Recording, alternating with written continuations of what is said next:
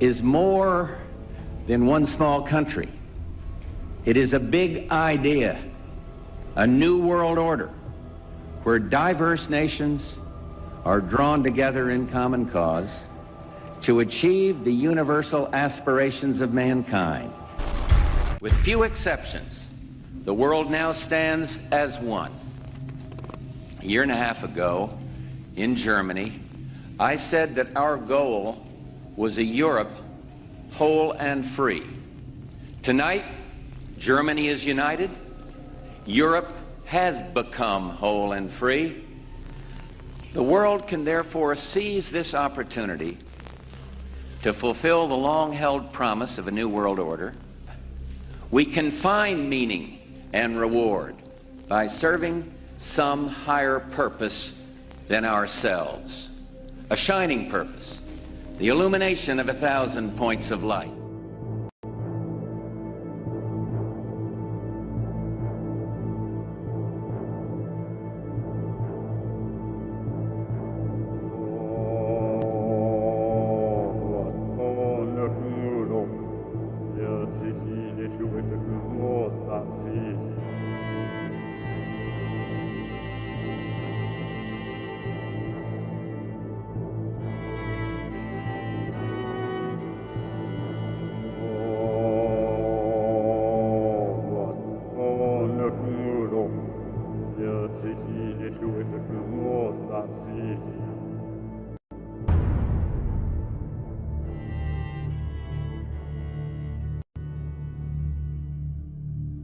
Something's wrong. Something's absolutely wrong.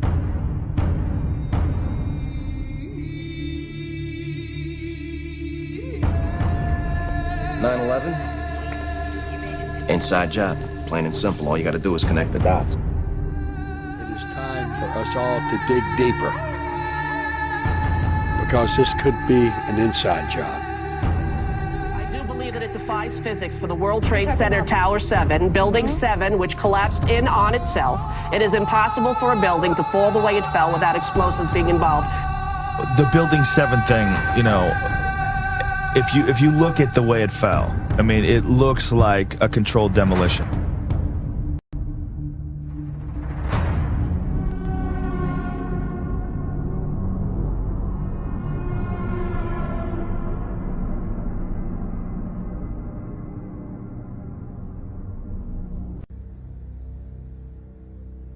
Can you believe what you have been seeing on CNN today, ladies and gentlemen? Can you believe it? Supposedly, a CNN reporter found Osama bin Laden, took a television camera crew with him, went into Osama bin Laden's hideout, interviewed him and his top leadership, his top lieutenants and colonels and generals in their hideout. This is a CNN reporter with a camera crew. And he came out and told everybody, within 3 weeks, Osama bin Laden is going to attack the United States and Israel. Now, don't you think that's kind of strange, folks? You see, because the largest intelligence apparatus in the world, with the biggest budget in the history of the world, has been looking for Osama bin Laden for years and years and years, and can't find him. A reporter from CNN and his little camera crew got in to Osama bin Laden's secret hideout and conducted an interview. If you don't believe me, tune into CNN. They're probably running it right now as I'm speaking. And if you believe it, you are one of the stupidest jerks that ever lived on the face of this earth. And whatever is going to happen that they're going to blame on Osama bin Laden, don't you even believe it. When in hell are all you people going to wake up?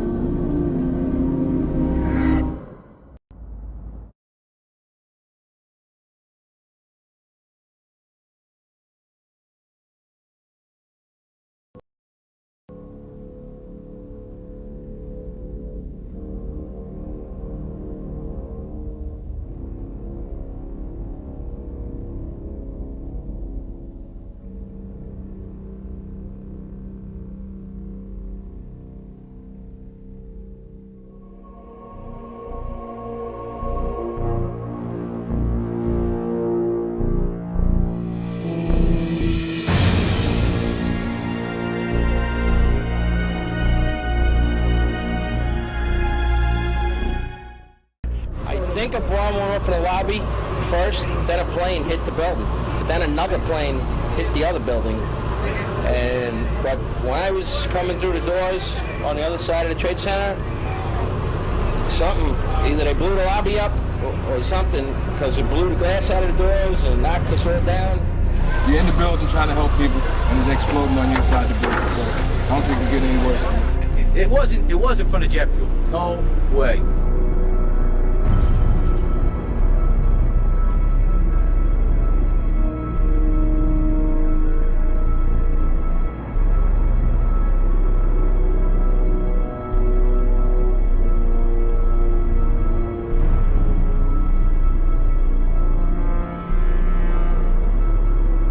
People don't understand. There may be more. Any one of these fucking buildings can blow up. This ain't done yet.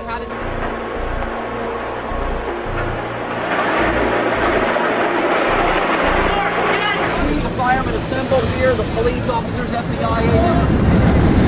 Towers! A huge explosion now. Bring out all of us.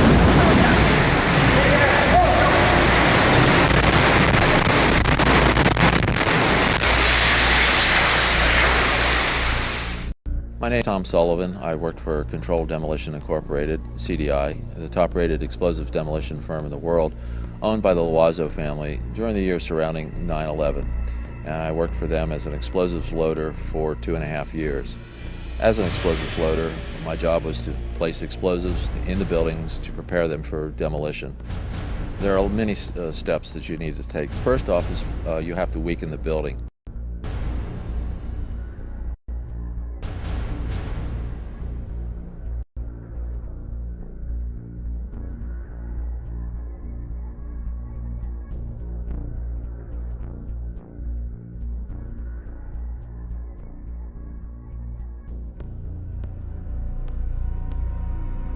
To weaken the building, that means the staircase, all the staircases have to be cut at intervals.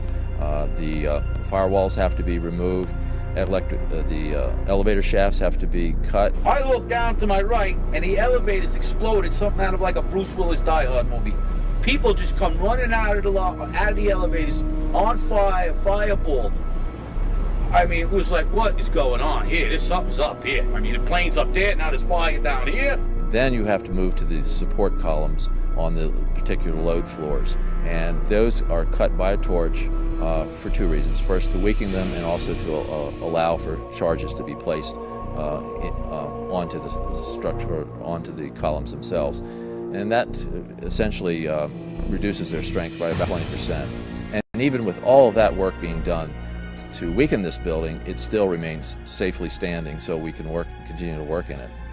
The story that just a few columns can cause a synchronized global collapse, an implosion, is, well, that's just nonsense.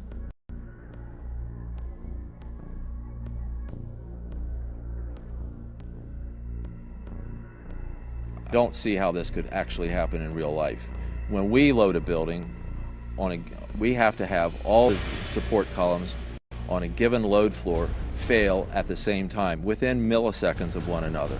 And therefore, the entire building comes down in a synchronized implosion. So I think this notion of a one column failure causing an entire building to implode in a synchronized fashion is just nonsense.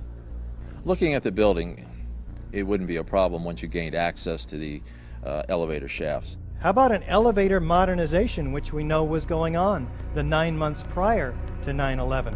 Yes, Elevator World, March 2001, documents it. In fact, they were in the middle of this modernization. There are people who noted that the elevators were locked in turn and that there were guards placed at these locked elevators during the modernization. Of course, you would have to have access to security. Securicom was brought in. Who sits on the board of Securicom? Marvin Bush, the younger brother of George Bush. Then a team of loading experts would have access to all the core columns and beams. The rest could be accomplished at that point by just the right kind of explosives for the job at hand. The choices are many out there. You wouldn't need miles and miles of det cord. You could have used wireless remote detonators, and they have been available for years. You need to only look at an action movie to see them in use, and of course the military has them as well.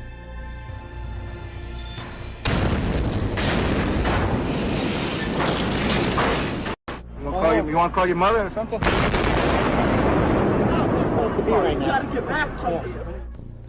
Contractors don't use them, on the other hand, because they're just too expensive. Well, you wouldn't have found steel casings to be left in the rubble. They haven't been used for years. What we use now is RDX, copper-jacketed shape charges, and when they're initiated, there's nothing left of those charges.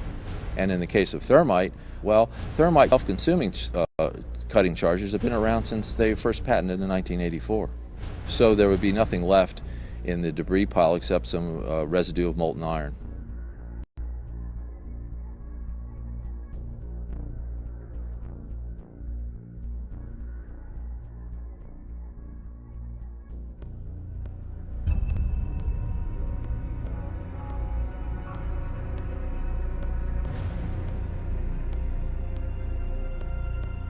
Get down below and you'd see molten steel running down the channel rails, like you're in a foundry. These incredibly hot areas were found at the bottoms of the elevator shafts, down 7 basement levels. The molten steel was found 3, 4, and 5 weeks later when the rubble was being removed. He said that molten steel was also found at World Trade Center 7. The highest temperature was in the east corner of the South Tower, where a temperature of 1,377 degrees Fahrenheit was recorded. The molten steel in the basement was more than double that temperature.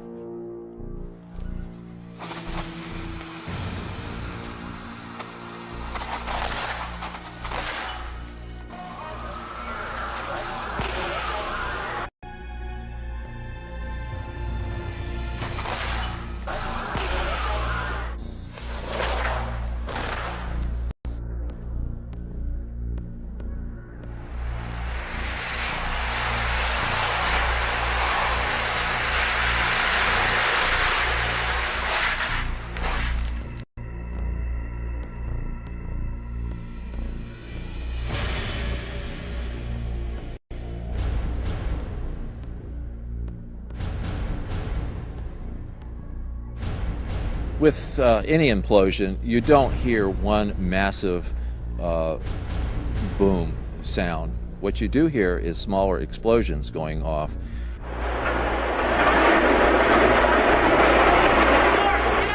Mr. Sunder of NIST has said that you would, if this had been a controlled demolition, you would have heard a large, massive bomb going off. The World Trade Center. You can see the firemen assembled here, the police officers, FBI agents.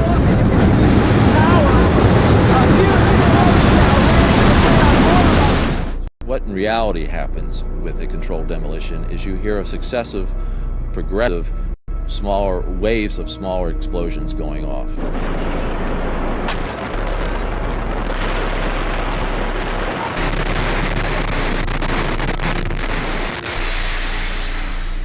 In the case of thermite cutting charges, you would have heard far less noise, since they are worked by thermal heating, melting of the steel, rather than an explosive cutting as in RDX charges. I knew from day one that this was a controlled event, and why I did that is because simply looking at Building 7, you have a sudden collapse of the building. It's fairly symmetrical as it comes down. There's the classic kink, which means that the center core fails first, and you can see that on the video, and the building falls near free fall. So I really honestly didn't believe this from day one, because this is the way buildings classically come down with a controlled demolition.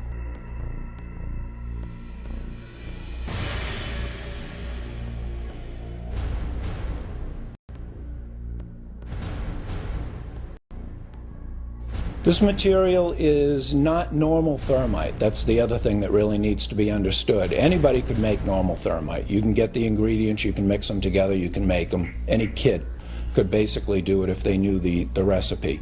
This material is composed of the real key ingredient that I don't think anybody else could really make in a convenient way is the nano aluminum. It's a controlled substance. I could go buy it, but the government limits how much I can buy of it.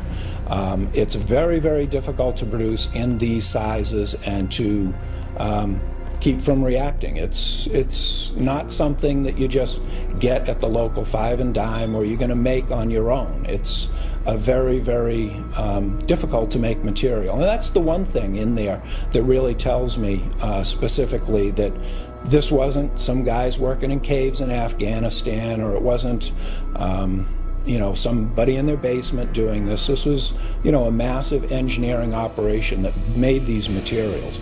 So the military uses it for a number of different applications. Another one, if you do a search on Google for thermite and building demolition, you can find all sorts of wonderful devices that have been fabricated and invented that use thermite for building demolitions.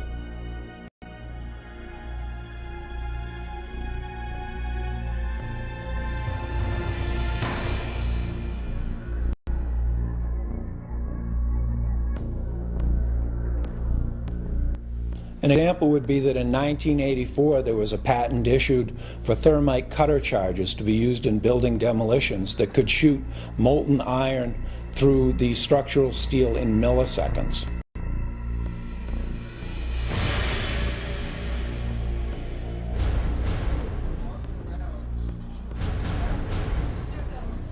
Oh my God! That was a bomb that did that. Oh, God, look at that! That was a fucking bomb that did that. There's no goddamn way that could have happened.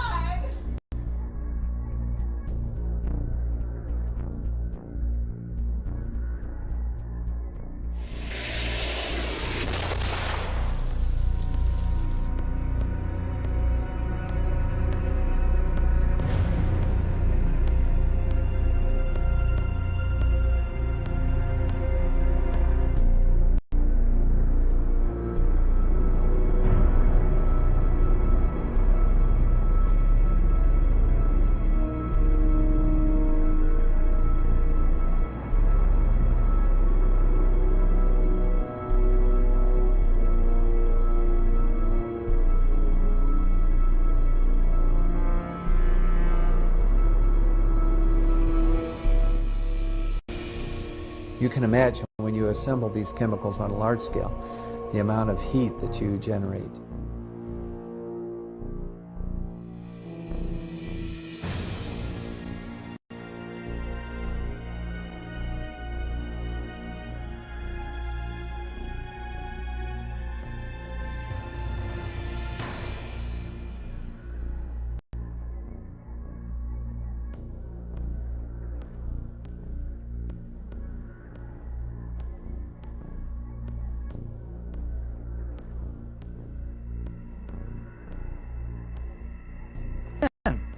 Who does Bush appoint? He appoints Henry Kissinger. Naming Kissinger sets a new standard for cynicism, or for being out of touch, or both.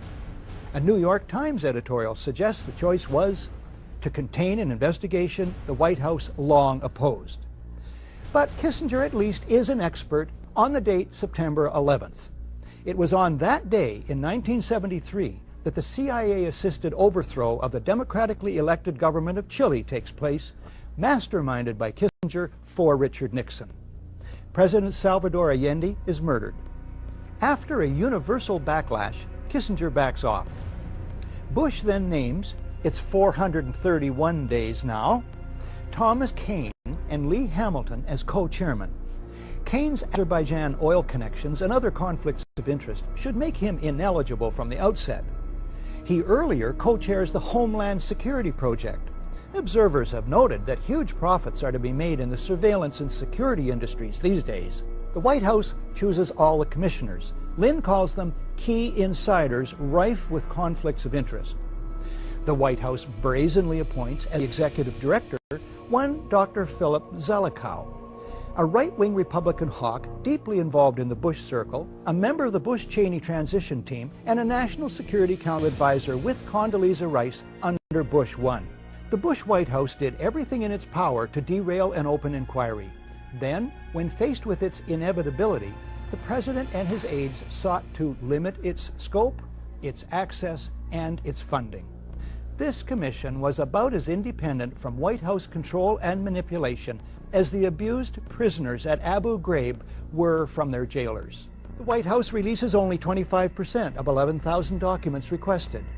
It blacks out portions of the released documents, resists requests that the administration officials testify under oath, and tries to rush the commission's deadline. Bush and Cheney meet the commission, but it is behind closed doors. They refuse to testify under oath. No tape recorders are allowed. No transcript is allowed. Bush makes no opening statement, and those taking notes must submit them to security personnel.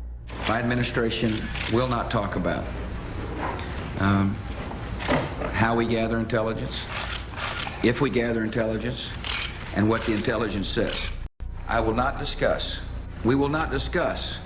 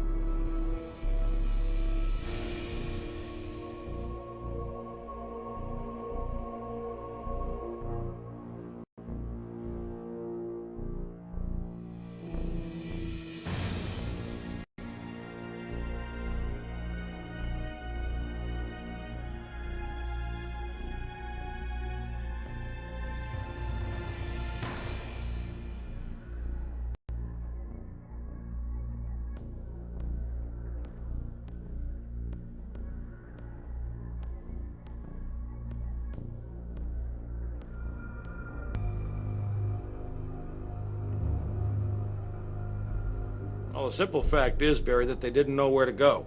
The reason that they didn't know where to go was because a number of conflicting and overlapping war game exercises were taking place, one of which, Northern Vigilance, had pulled a significant number of North American fighter aircraft into Canada and Western Alaska and Northern Alaska in a mock Cold War hijack exercise.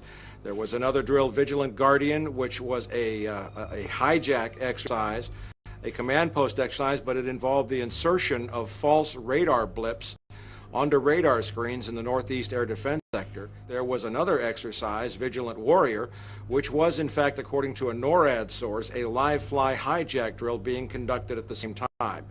With only 8 available fighter aircraft, and they have to be dispatched in pairs, they were dealing with as many as 22 possible hijacks on the day of 9/11, and they couldn't separate the war game exercises from the actual hijacks.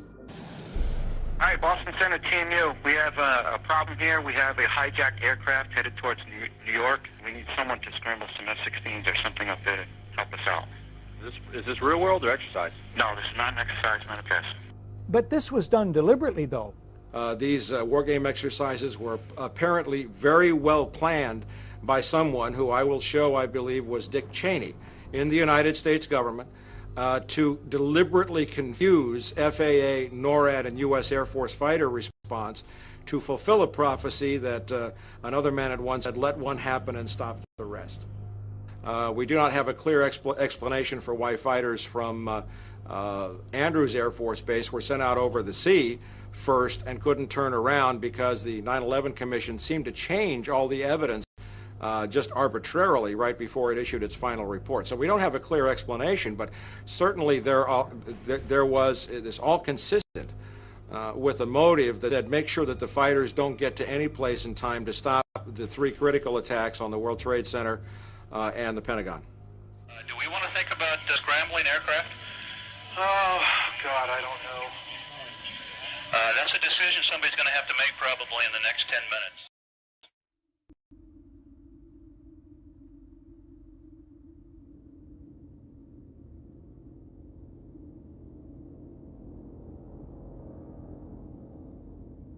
You know, it might have appeared that way, but from my close-up inspection, there's no evidence of a plane having crashed anywhere near the Pentagon. The only site is the actual side of the building that's crashed in, and as I said, the only pieces left that you can see are small enough that you could pick up in your hand. There are no large tail sections, wing sections, a fuselage, nothing like that anywhere around, which would indicate that the entire plane crashed into the side of the Pentagon. Something started to fire with some explosion at the Pentagon not long after the two World Trade Centers. Did you see anything flying overhead just before this explosion? We can't see exactly where the source of the explosion was, but you could hear it very clearly with a loud boom. Or two, the first one is all New York now. Michael, if you can hear me, we just heard another explosion down at the Pentagon building. We just heard another loud explosion down at the Pentagon building just seconds ago. Another explosion of some sort. Now, it could be a secondary explosion here from something happening, but we just heard a loud pop just as you were coming to me. It seemed to be on the east of here. I can't tell what it is. It might be something that's secondary to this because we had a number of small explosions after the fire occurred. We're not talking about something that's entertaining or sensational. We're talking about your government, where you live, your country, your freedoms. Right. And what we're talking about here is things which you see every day. Like someone said a long time ago, many will look with their eyes but not see, and listen with their ears but not hear. And that's us. That is this country. We have been looking at things all along and never realizing the significance of the occult emblems that we're seeing today. Okay. We're talking about a global government that's in existence right now. We're not talking about a nation that is going, we're talking about a nation that is gone. We do not control the government of the United States of America. The United States of America is controlled by this evilarchy. They control the money system, they control the State Department, they control the presidency. The seal that we have on an American dollar bill is an occult seal of an occult society pursuing an occult agenda.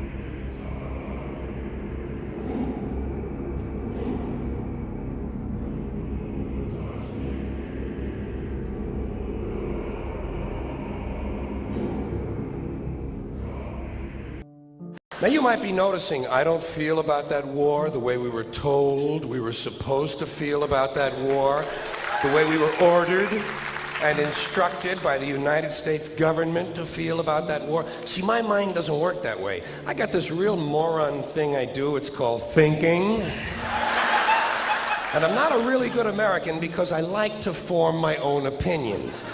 I don't just roll over when I'm told to. Sad to say, most Americans just roll over on command. Not me. Not me. I have certain rules I live by. My first rule, I don't believe anything the government tells me. Nothing. Zero.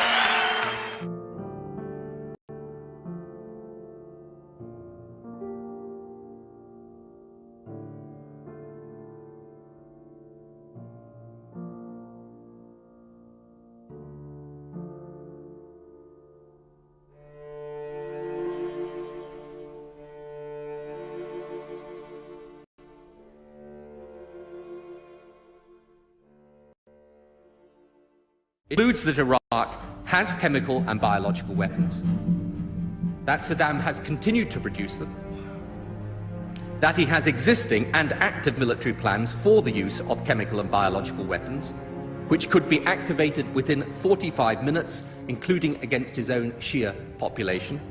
The United States knows that Iraq has weapons of mass destruction. Any country on the face of the earth with an active intelligence program knows that Iraq has weapons of mass destruction. There is no doubt that Saddam Hussein now has weapons of mass destruction. There is no doubt that he is amassing them to use against our friends, against our allies, and against us. This is his.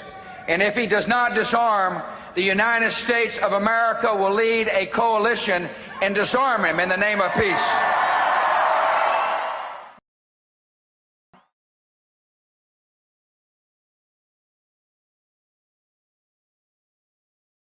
Aids and protects terrorists, including members of Al-Qaeda. Secretly and without fingerprints, he could provide one of his hidden weapons to terrorists or help them develop their own. Before September the 11th, many in the world believed that Saddam Hussein could be contained. The war on terror is, you can't distinguish between Al-Qaeda and Saddam when you talk about the war on terror. We've learned that Iraq has trained Al-Qaeda members in bomb making and poisons and deadly gases. He's a threat because he is dealing with Al-Qaeda. We know that Iraq and Al-Qaeda have had high-level contacts.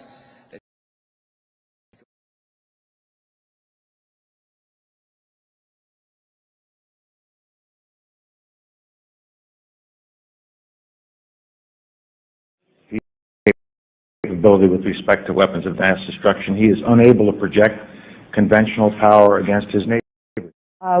To keep arms from him, his military forces have not been rebuilt.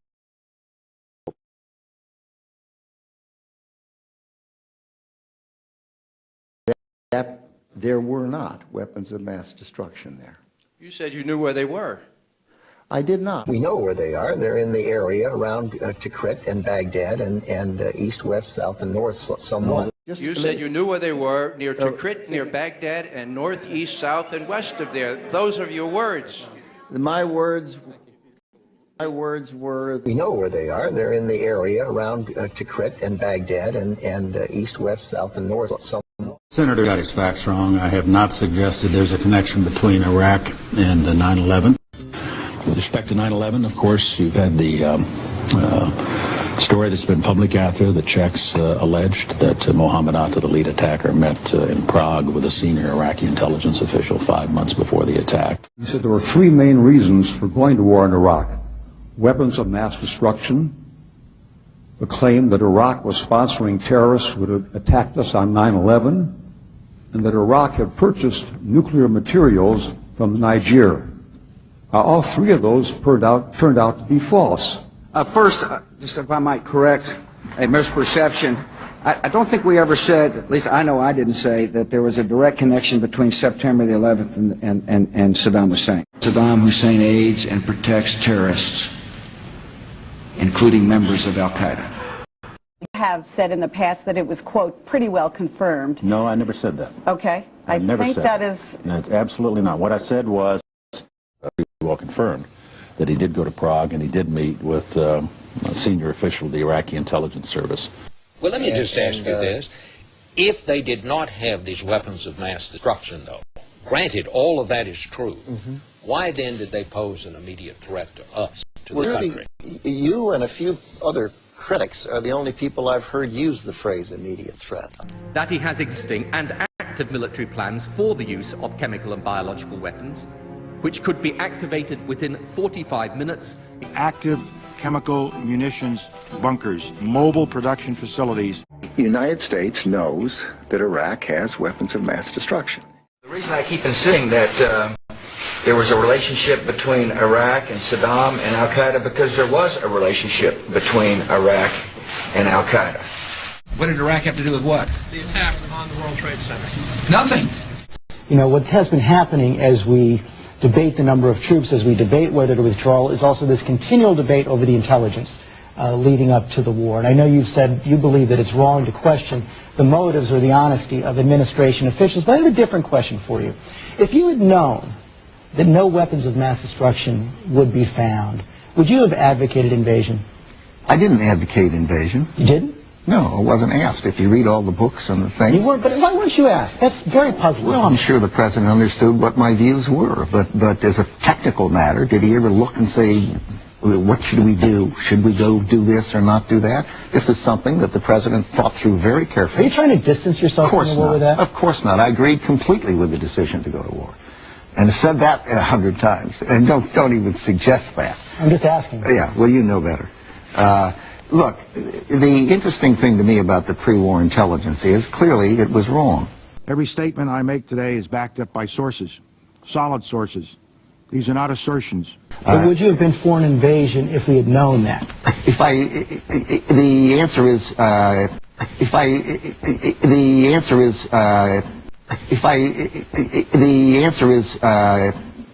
probably yes. Iraq, one Democratic senator now says you can add the entire Intelligence Committee to the list.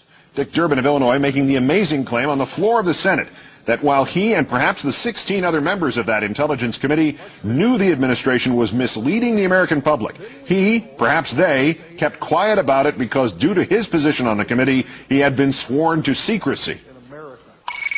A few hundred feet away from here, in a closed room, carefully guarded, the Intelligence Committee was meeting on a daily basis for top secret briefings about the information we were receiving, and the information we had in the Intelligence Committee was not the same information being given to the American people. I couldn't believe it. Members of this administration were in active, heated debate over whether aluminum tubes really meant that the Iraqis were developing nuclear weapons. Some within the administration saying, of course not. It's not the same kind of aluminum tube. At the same time that members of the administration were telling the American people to be fearful of mushroom-shaped clouds. I was angry about it. Frankly, I couldn't do much about it. Because you see, in the Intelligence Committee, we're sworn to secrecy. We can't walk outside the door and say, the statement made yesterday by the White House is in direct contradiction to classified information that's being given to this Congress. We can't do that. We couldn't make those statements. And so in my frustration, I sat here on the floor of the Senate and listened to this heated debate about invading Iraq, thinking the American people are being misled. They are not being told the truth.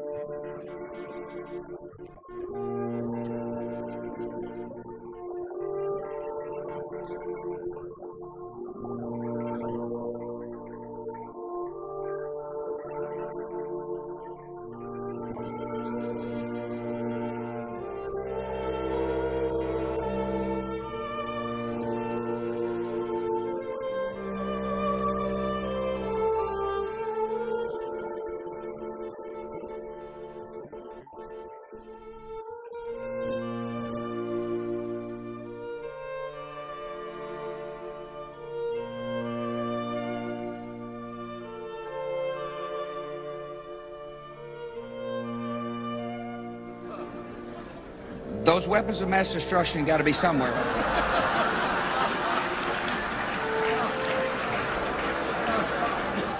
Those weapons of mass destruction got to be somewhere. I'm right down, dude. I tell you what. Shit! Oh, my ear! We need to get the fuck out of here! Nope, no weapons over there.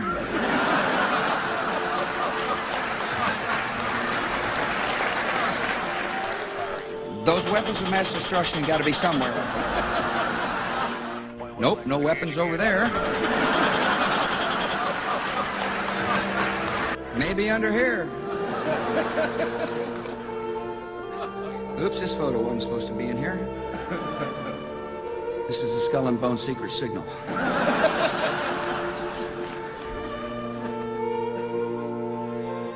This is a Skull and Bone secret signal. This is a Skull and Bone secret signal. This is a Skull and Bone secret signal.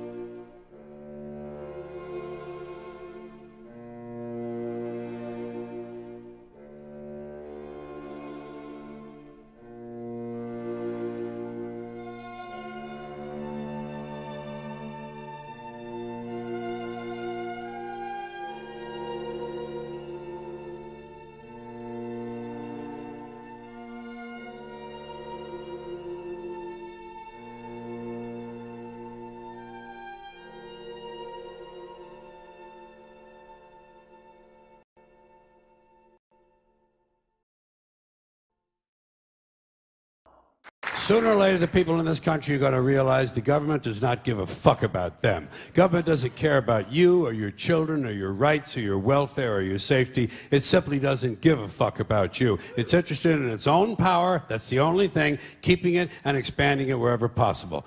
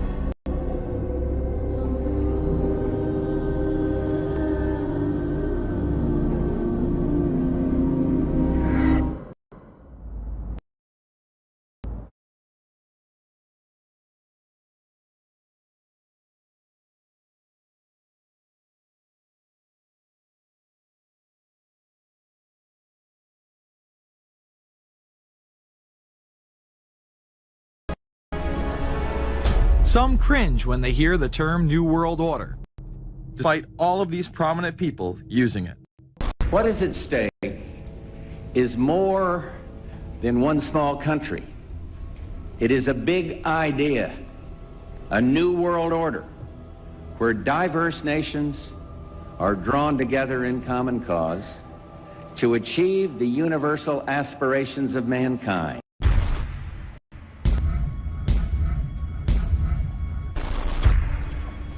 The world that maybe some people dreamt of at that conference back in Bournemouth, when it looked as if maybe history would end, that liberal democracy would triumph, that free market economics would slowly progress, and we'd have a new world order.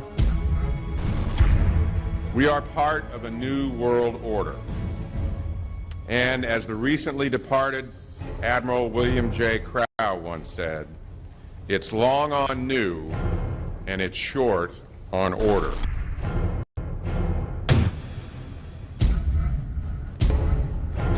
Walter Isaacson wrote a wonderful book about some of the wise men who helped shape the New World Order following the Second World War.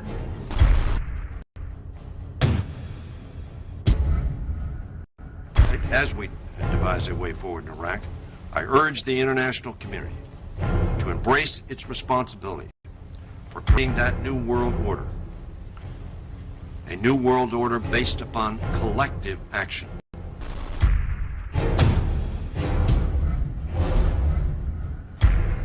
The transatlantic partnership was never just the foundation of our security. It was the foundation of our way of life. It was forged an experience of the most bitter and anguished kind. Out of it, came a new Europe, a new world order, a new consensus as to how life should and could be lived. And just like that, it was gone. It was a new world order. That's what President George H. Bush said. With few exceptions, the world now stands as one. A year and a half ago, in Germany, I said that our goal was a Europe whole and free. Tonight, Germany is united. Europe has become whole and free. The world can therefore seize this opportunity to fulfill the long-held promise of a new world order. We can find meaning and reward by serving some higher purpose than ourselves. A shining purpose, the illumination of 1,000 points of light. This is a world that is likely to be dominated in the near future, and perhaps longer, by the Gulf War and the New World Order, which is the buzzword of the moment. So the secret of a new world order, and at this point it's just a slogan, but it does have some historical background in terms that orders have succeeded each other over time. The secret of this is to learn how to use coalitions. Bush has invoked a new world order without enunciating a new American purpose. The president has still failed to articulate clear goals for our nation's foreign policy in this new age. And that's why I wanted to speak to you today about the new world taking shape around us, about the prospects for a new world order now within our reach. In the coming weeks, I'll be talking in some detail about the possibility of a new world order emerging after the Cold War. But today, I want to discuss another aspect of that order. You see, as the Cold War drew to an end, we saw the possibilities of a new order in which nations work together. It refers to new ways of working with other nations to deter aggression and to achieve stability. As old threats recede, new threats emerge. The quest for the new world order is in part a challenge to keep the dangers of disorder at bay. We must build on the successes of Desert Storm to give new shape and momentum to this new world order. Only when this transformation is complete will we be able to take full measure of the opportunities presented by this new and evolving world order. The new world order really is a tool for addressing a new world of possibilities. This order gains its mission and shape not just from shared interests, but from shared ideals. After the Gulf War had ended, Bush was so obsessed with the idea of a new world order that he had a series of Glocks imprinted with the term that he would give to members of his administration, including Colin Powell, Brent Scowcroft, Dick Cheney, and General Norman Schwarzkopf. Cheney would even approve policy papers regarding the New World Order. Defense Secretary Dick Cheney has approved a revised draft of a policy document on the New World Order.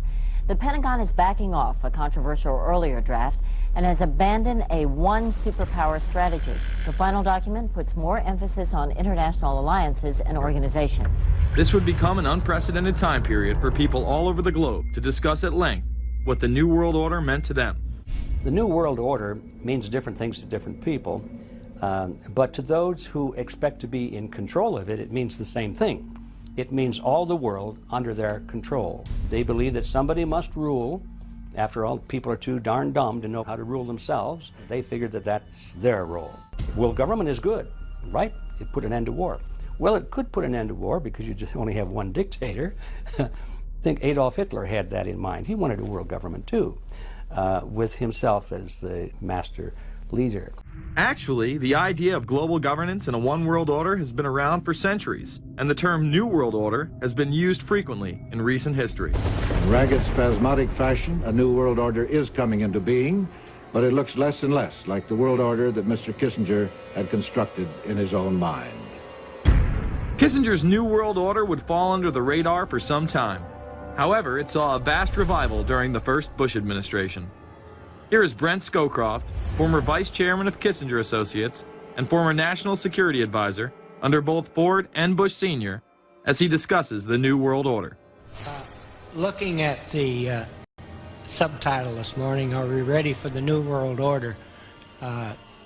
Gives me something of the shudders. That phrase, New World Order, I'm afraid I'm partly responsible for resurrecting. I find the term New World Order very revolting, and just not only historically but politically today. I think Harding is absolutely right, and the actions of the administration just after enunciation of the New World Order put the lie to the fact there is any real substance behind what they say as New World Order. The first act of the New World Order was A, to make war, and then B, was to sell arms all over again. Is there a New World Order? We know certainly that George Bush has copyrighted the term at this point. In the aftermath of this war, though, is it an empty vessel into which something will be poured? Is it the appropriate term to use? Is it going to be a New World Order, or will disorder be just as significant in this process as we look ahead? We are very, very skeptical of an international order if we are not sure how the rules will be made, because thus far the international order has been made with rules that we had no input into and that affect us, and even when on the few occasions when the rules will seem to favor us, then they get changed. A unipolar world, a world of one superpower, may be quite dangerous for us. The New World Order under the United Nations would mean, among other things, an end to our God-given rights given us and secured by the Constitution. The New World Order, which now has been called by some the New World Disorder, and by some people on the more liberal persuasion, the taking over of the world by the Council on Foreign Relations, the Trilateral Commission, and the UN to put us all in slavery. But what are these organizations? Who founded them? And what are the stated goals of each? Before we begin with the Council on Foreign Relations, let's delve further into history to understand roundtable groups and their origins.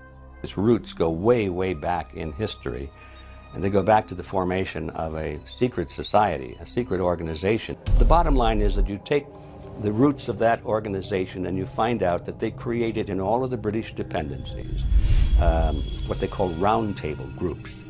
And then around those little roundtable groups, they created front groups. And the purpose of these front groups and roundtable groups was to penetrate into the governments of all of these different countries, to penetrate into the media centers, to penetrate into the educational systems. In other words, to penetrate into the social fabric, the power centers of society, and literally take them over from the inside without anybody being aware that they were controlling influence. The League of Nations was the first attempt at the New World Order, the first attempt at a global government based on the model of collectivism. And it was the brainchild of the elitists, the ancestors of the very people who are still working on this project. They're collectivists, they're very wealthy people. They're the ones in this country who dominated the powerful tax-exempt foundations, like the Carnegie Endowment Fund for International Peace, the Rockefeller Funds, the Ford Foundation, and groups like that.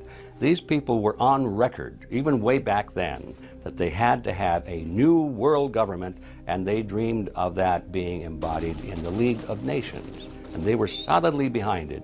And that was one of the reasons those people encouraged the United States into World War I, was because of the crisis of World War I, and that would also condition Americans to thinking of making big changes in their system, because we certainly don't want another war like that, do we? There's that fear angle again. And they thought, well, by being in World War I, then we would be a major participant at the table to carve up the world and create a new world government. And that was to be the League of Nations. Now, why is that important? It's important because the avowed purpose of the Council on Foreign Relations is to create a new world order, a global government based on the model of collectivism. And that includes the elimination of the United States as a sovereign nation. That's why it's important. The people running this country are determined to destroy it. The Council was heavily criticized during the 1980s for being an organization hell-bent on destroying national sovereignty in favor of a world government. So many of its members hid their association with the organization. Dick Cheney had this to say in response to a question by David Rockefeller, who became the CFR's youngest director in 1949 and was chairman of the board from 1970 to 1985. He remains an honorary chairman to this day. It's good to be back at the Council on Foreign Relations. As Pete mentioned, I've been a member for a long time and was actually a director for some period of time. I never mentioned that when I was campaigning for re-election back home in Wyoming. Now, you are the president of the Council on Foreign Relations, all right? Yes, sir. You guys toy with countries of the world like toys, don't you? You're like the Illuminati, you're the Masons, you control everything, don't you? That's the rap on you guys. So every place there's questions coming from this documentary. And you don't have to believe everything in the documentary to still have questions come up. And you look back and you remember what you saw and what you were told, and now you have questions.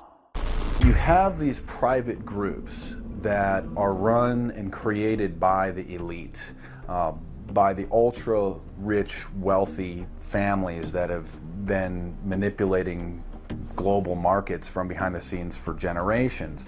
They create these private groups that then feed information to the government, to senators, to congressmen, their recommendations, their policy papers, what they think should happen. And it's fascinating because if you actually read what it is that they're doing, the recommendations that they make, they're very able to get them put in place. Discussions that are going on in these private groups are really talks that should be going on in Senate committees and in the halls of Congress, but they're happening with these ultra-elite groups that are then pushing their propaganda into the political mainstream, and then it's becoming enacted, it's becoming put into law. Still not convinced the CFR is promoting a new world order? Listen to what Leslie Gelb had to say upon leaving the New York Times to chair the organization as its president in 1993. I loved it. Doing a column is a great job. I'm going to an equally great but different job, and in a way a job that caps everything I've been doing in my life, in government, in academia, and in journalism. I think that's what the Council on Foreign Relations will allow me to do. Well, you know, for example, you had me and 3 or 4 other folks on this show a few months ago to talk about the New World Order, right? Exactly. Right? Bob I talk about it, right. exactly. I talk about it all the time. New World Order wants a global system where one small central authority of individuals can then dictate a policy that's going to be distributed down to the rest of the world, everywhere, in the smallest little town in the middle of nowhere in some remote country. I now think it's safe to say that the Council is extremely influential on the world stage and openly promote global governance. The Council and the globalists were able to take this agenda to the next level following World War II. The United Nations was born out of the ashes of this conflict. Unlike the League of Nations, the United States not only joined this organization, they championed it. First book I wrote was The Fearful Master, a second look at the United Nations. It was written at a time when it was not popular to be critical of the UN. I mean, the United Nations was viewed by almost everybody as our last best hope for peace. It was a means, we were told, to bring humanity together and put an end to war and live in peace and harmony and promote trade and all of these good things. I wish it were any of those things, but it's not. The original charter for the United Nations was drafted in San Francisco in 1945, and the United States became a permanent member of the Security Council, along with France, the United Kingdom, the Soviet Union, and the Republic of China. The process by which other nations' belief systems could be used to erode and eviscerate our Constitution and Bill of Rights had taken a giant leap forward. The United Nations is one of the most well-known sort of globalization attempts. Its primary goal is to streamline all the governments of the world, to create a global council and to unify all the rules and all the regulations for the world. So it's essentially the precursor and an engine of this new world order. The United Nations is made up of all of the countries of the world, most of which are dictatorships of one kind or another. And you don't take a bunch of dictatorships and put them into a bag and shake it up and come out with a freedom-loving governmental unit. You come out with a global dictatorship. This was the public face of global governance. However, many other organizations have been birthed since. Even more suspect is a private group called the Trilateral Commission. David Rockefeller and Henry Kissinger are among its some 300 influential members.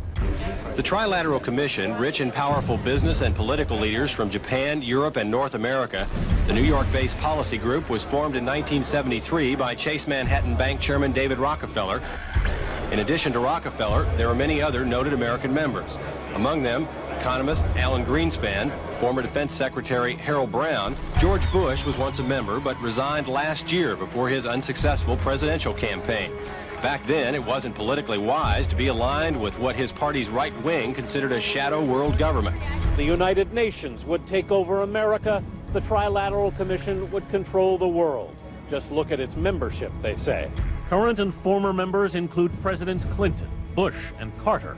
Names like Brzezinski, Christopher, Kissinger, and Schultz. And top executives of ITT, Xerox, Exxon, and Nations Bank. Although this group with only 300 members seems to be at the apex of the power structure, there is yet another group formed in 1954 that is even smaller in number and has a greater influence on world events. Meet the Bilderberg Group. This elite group meet annually around the globe. There is a core group of members who have attended every year for decades, such as David Rockefeller, Henry Kissinger, and Queen Beatrix of the Netherlands. These members invite others who are politically and socially relevant at the time. Each year, around 140 people are in attendance. Real quick, I asked two of these questions. In June of 2004, you attended a meeting in Italy called the Bilderberg Group. I just want to know what you were doing out there, what that was all about. Because she lied to me and told me she didn't go. I figured you might tell me the truth. All I did was go. They had a Republican and a Democrat. Republican was... I gave like a 20-minute talk on the presidential election. You didn't have anything to do with being John Kerry's running mate? You're talking about that at all? No, because I wasn't his running mate. Okay. I happened to be in Europe then on my way to Russia. I was invited to go to Bilderberg by Vernon Jordan, a friend of mine and a genuine hero of the civil rights movement. And to the best of my knowledge, NAFTA was not discussed by anybody in my presence. Documents released by the group in 2001 revealed that in September of 1955, the group met in Germany and covertly outlined the idea of a European Union. Section E, European Unity, discusses the general support for European integration and unification, and the idea to unify Germany once again with the rest of Europe under a common marketplace. Belgian Viscount and current Bilderberg chairman Etienne Davignon told the EU Observer in 2009 that the next Bilderberg meeting could improve understanding on future action in the same way it helped create the euro in the 1990s. This illustrates the patience, vision, and reach of this organization. It was able to promote and establish both the European Union and a European currency over the course of just under 40 years, incrementally.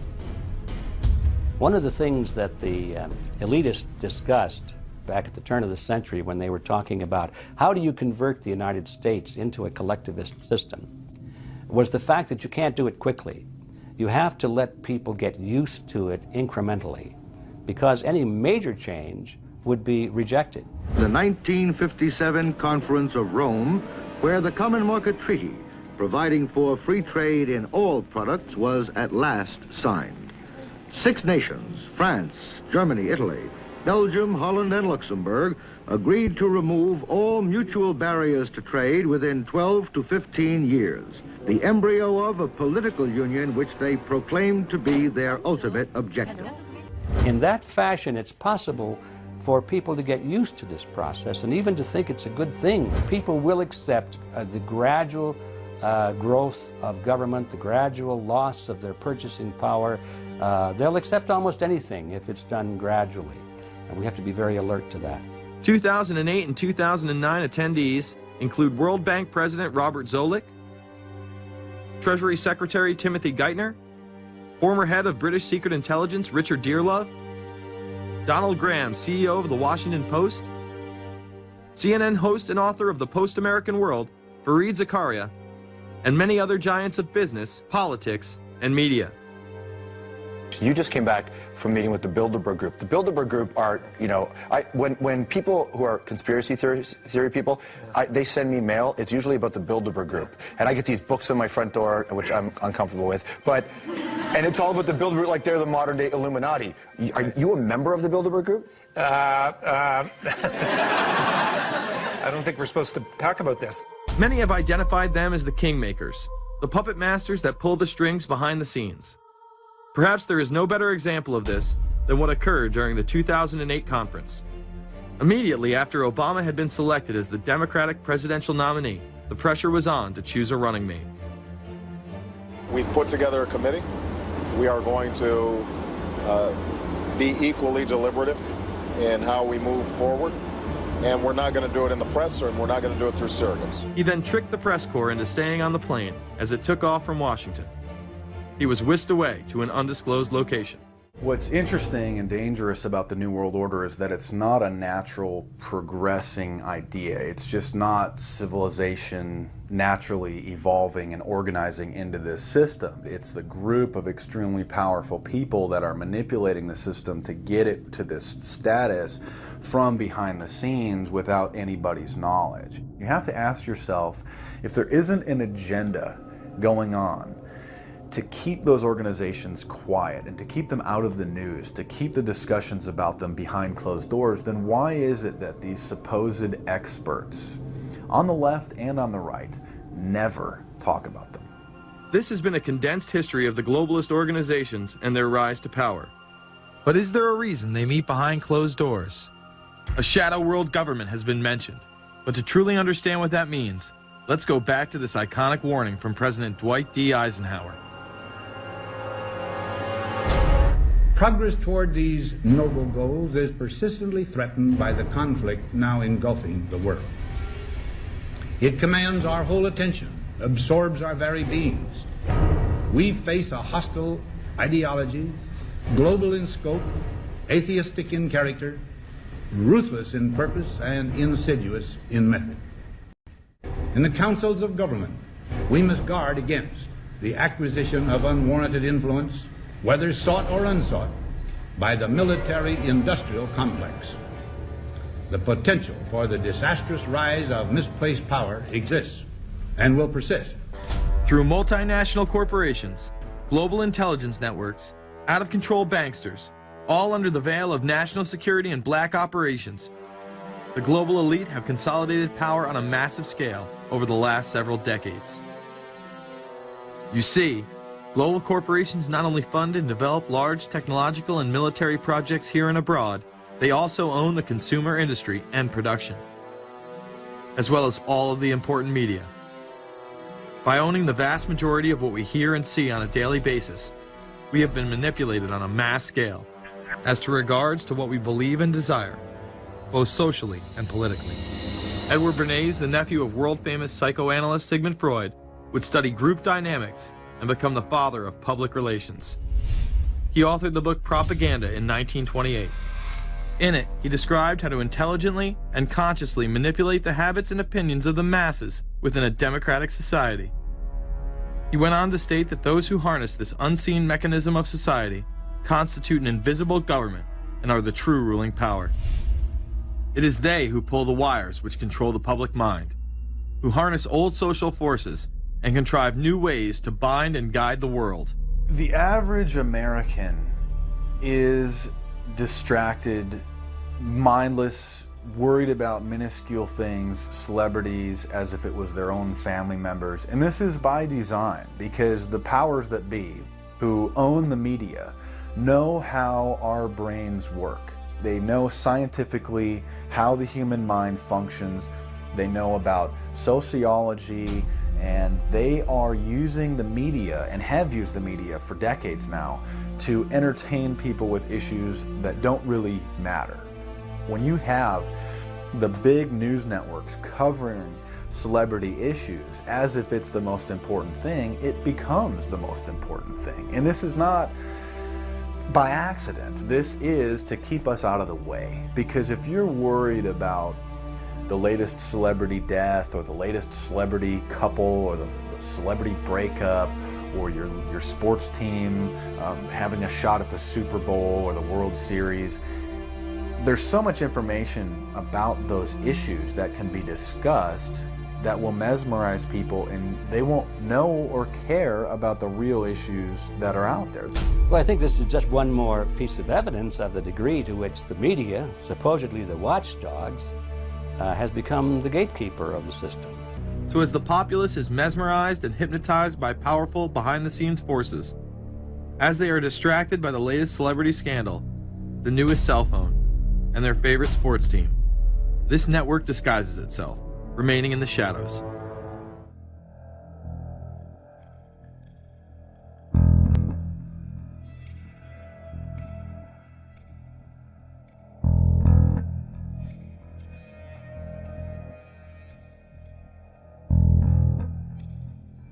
I appeared before the Congressional Committee to tell what I knew of activities which might lead to an attempt to set up a fascist dictatorship. The potential for the disastrous rise of misplaced power exists and will persist. The very word secrecy is repugnant in a free and open society. And we are, as a people, inherently and historically opposed secret societies, to secret oaths, and to secret proceedings. President Bush signed a formal agreement that will end the United States as we know it. And he took the step without approval from either the U.S. Congress or the people of the United States. The secret organizations of the world power elite are no longer secret. It's known as the Bilderberg Group. Could their objective be world domination? I'm Jim Tucker. I've chased Bilderberg for 30 years. I'll never give up the chase. Bilderberg plan for the whole world is nothing less than world government. I'm not comfortable with that at all. Who elected these guys to run the planet? They are the elitists. They feel they should run the world for their own selfish interests. Now we can see a new world coming into view. A world in which there is the very real prospect of a new world order. Bilderberg is making great progress toward a world government, and only an educated, informed public can stop them in their tracks. David Rockefeller admits in his own memoirs that he wants to destroy the United States. Right. He's a traitor. It's good to be back at the Council on Foreign Relations. As Pete mentioned, I've been a member for a long time and was actually a director for some period of time. I never mentioned that when I was campaigning for re-election back home in Wyoming. Let us never tolerate outrageous conspiracy theories. Well, the reason I bring it up, if you've ever heard any of our call-in shows, you know that we have people that think about the conspiracy theories of people like you.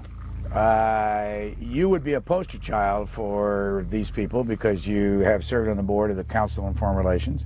You helped start the Trilateral Commission, and you've been to the Bilderberger Group. Are people too close in this world? People in business too close to the governments? Well, you know, there is such a thing as insidious influence. And the question is, how does it operate? Does it involve bribery? And does it involve some sort of psychological domination of individuals? I don't believe in this notion of some sort of secret societies controlling people. But of course, in any political system, there are sort of over-the-table and under-the-table arrangements. The New World Order was on display with the first Gulf War and the creation of a European Union. After losing to his crony Bill Clinton, he faded into the background as the agenda for a New World Order marched forward. Whenever these agendas were threatened, those who opposed them ended up dead.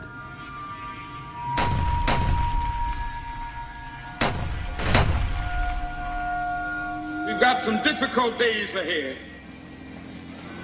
but it really doesn't matter with me now because I've been to the mountaintop.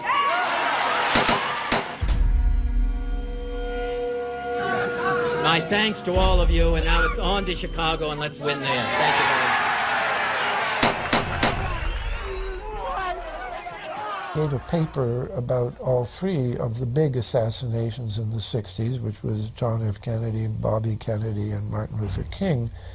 And there are certain common denominators. I call these events deep events. We've become accustomed to the idea that every now and then something is going to happen, and we just know from the beginning we're not going to get to the bottom of it. And the more they happen, the more reconciled we've become to this state of affairs.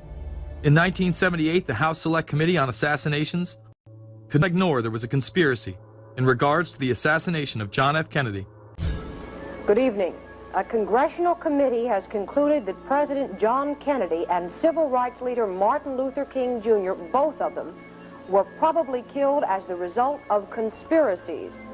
The House Assassinations Committee wound up its 2-year study by recommending that the Justice Department look into both cases. In the assassination of Dr. Martin Luther King, the committee concluded the likelihood of conspiracy. The committee's summary of findings says President Kennedy was probably assassinated as a result of a conspiracy, that its evidence establishes a high probability that 2 gunmen fired at the motorcade.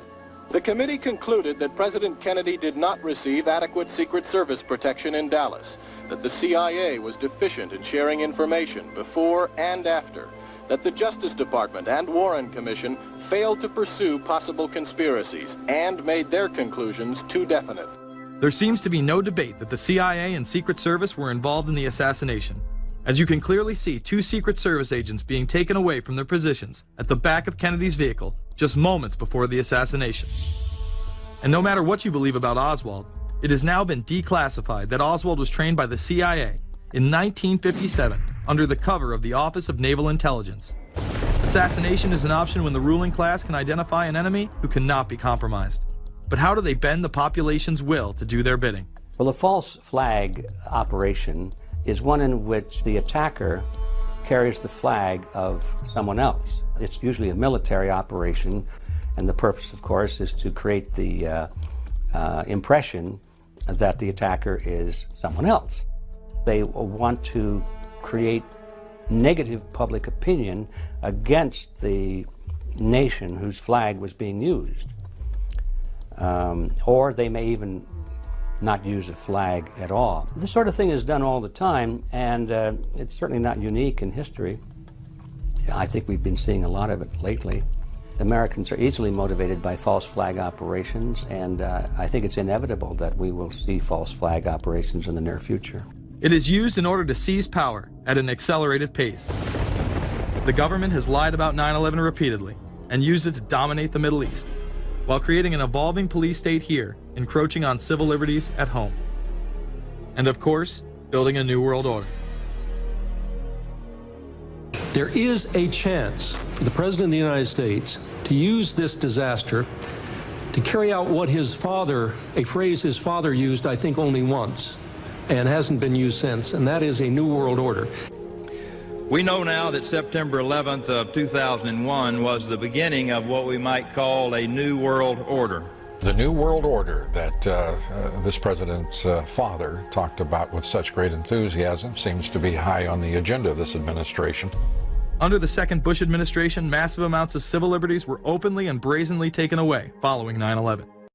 The passage of the Patriot Acts, the Military Commissions Act, and other horrifying anti-constitutional legislation was enabled by the incredible amount of fear generated by the media, all in the name of keeping us safe here at home. The war itself would create huge profits for the military-industrial complex, and the globalists would seize even more power and control over Middle Eastern resources in what they planned to become a Eurasian Union under their control. Although the establishment claimed to be fighting for our freedom abroad, they were destroying our sovereignty by stealth. Expanding on NAFTA, they were able to consolidate power on the domestic front by deindustrializing the United States through CAFTA, the Central American Free Trade Agreement, as well as the SPP, the Securities and Prosperity Partnership. Opponents, however, say the initiative is nothing less than a plan to create a North American Union that would eliminate sovereignty for all three nations. Building on the North American Free Trade Agreement, the NAFTA section of the Commerce Department is busy drafting laws and regulations for a North American Union, a union of Canada, America, and Mexico. The President has attended secret meetings and signed at least 2 agreements under the Security and Prosperity Partnership Program. The stated goal established by Presidents Bush, Fox, and Prime Minister Paul Martin is integration by 2010. It's a plan from the business elites, the political elites, that will cost more American jobs, cost American sovereignty, but it would fulfill the President's father's vision. Now, former United States Trade Ambassador Robert Zoellick is talking about it again with renewed vigor. This time, a new world order with business at the helm of trade and economic policy. It's an agenda that goes hand in hand with the United States, Mexico, and Canada working quietly and behind the scenes to promote a common market with common deregulation for the benefit of multinational corporations. It's remarkable to me, the arrogance, the idea of just simply throwing away the nation's sovereignty, but they're trying to do so in so many ways. People better understand that they mean exactly what they're saying. It's a new world order they're trying to create. Dobbs, only mainstream anchor to expose the New World Order, resigned shortly after bullets were fired into his home. The elite do not plan on waiting around for these unions to be formed before implementing the next step in global government.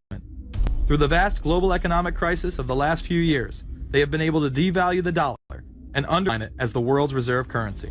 They have allowed the Federal Reserve and IMF to consolidate power by taking control of the Securities and Exchange Commission, as well as issuing a global currency instead of the dollar, disguised as a special drawing rights unit. This aspect of the New World Order was announced at the G20 in April of 2009.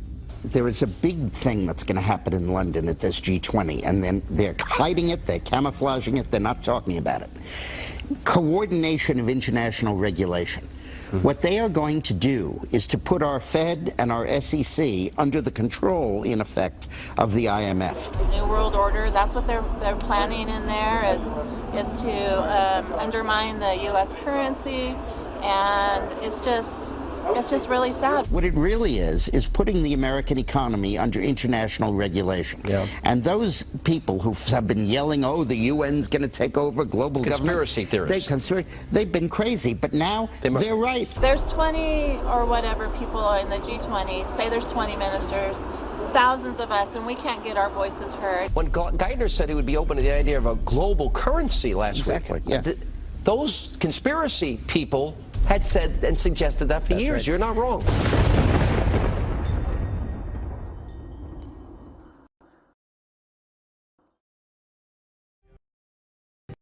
In a free and open society. And we are, as a people, inherently and historically opposed to secret societies, to secret oaths, and to secret proceedings. We decided long ago that the dangers of excessive and unwarranted concealment of pertinent facts far outweighed the dangers which are cited to justify it. Even today, there is little value in opposing the threat of a closed society by imitating its arbitrary restrictions. Even today, there is little value in ensuring the survival of our nation if our traditions do not survive with it. And there is very grave danger that an announced need for increased security will be seized upon by those anxious to expand its meaning to the very limits of official censorship and concealment. That I do not intend to permit to the extent that it's in my control. And no official of my administration, whether his rank is high or low, civilian or military, should interpret my words here tonight as an excuse to censor the news, to stifle dissent, to cover up our mistakes, or to withhold from the press and the public the facts they deserve to know. For we are opposed around the world by a monolithic and ruthless conspiracy that relies primarily on covert means for expanding its sphere of influence, on infiltration instead of invasion, on subversion instead of elections, on intimidation instead of free choice, on guerrillas by night instead of armies by day. It is a system which has conscripted vast human and material resources into the building of a tightly knit, highly efficient machine that combines military, diplomatic, intelligence, economic, scientific, and political operations. Its preparations are concealed, not published. Its mistakes are buried, not headlined. Its dissenters are silenced, not praised. No expenditure is questioned, no rumor is printed, no secret is revealed. No president should fear public scrutiny of his program, for from that scrutiny comes understanding, and from that understanding comes support or opposition, and both are necessary. I am not asking your newspapers to support an administration, but I am asking your help in the tremendous task of informing and alerting the American people. Cash is becoming weeded out. Cash will most likely be eliminated or extremely difficult to use in many situations, so that you'll have to use the global currency or the electronic currency. Even though a physical global currency is yet to exist, groups such as BRIC are openly promoting a new reserve currency, which is a conglomerate of Brazil, Russia, Indonesia, and China. Get everyone in the whole world using one currency, which some people think that's a good idea. Russian President Dmitry Medvedev recently showed off a sample coin of the new world currency at the G8 in July of 2009. We have also agreed today additional resources of $1 trillion that are available to the world economy through the International Monetary Fund and other institutions. This includes $250 billion from special drawing rights, the reserve currency of the IMF, drawing rights that will be issued to countries who are part of the International Monetary Fund. I think a new world order is emerging, and with it the foundations of a new and progressive era of international cooperation. The head of the European Union is also calling for global government. 2009 is also the first year of global governance, with the establishment of the G20 in the middle of the financial crisis. Gordon Brown has called for a world constitution. We now need nothing short of a world constitution for the global financial system. Both Gordon Brown and Barack Obama had been groomed to be the next Anglo-American spokesman for this new world order after Bush and Blair stepped down. President Barack Obama has also espoused similar views on globalism. Here he is in Berlin, Germany, in July of 2008, in what media have dubbed his New World Order speech. Well, there have been extraordinary scenes in Berlin tonight as thousands of people gathered to hear Barack Obama deliver key foreign policy speech on his current European tour.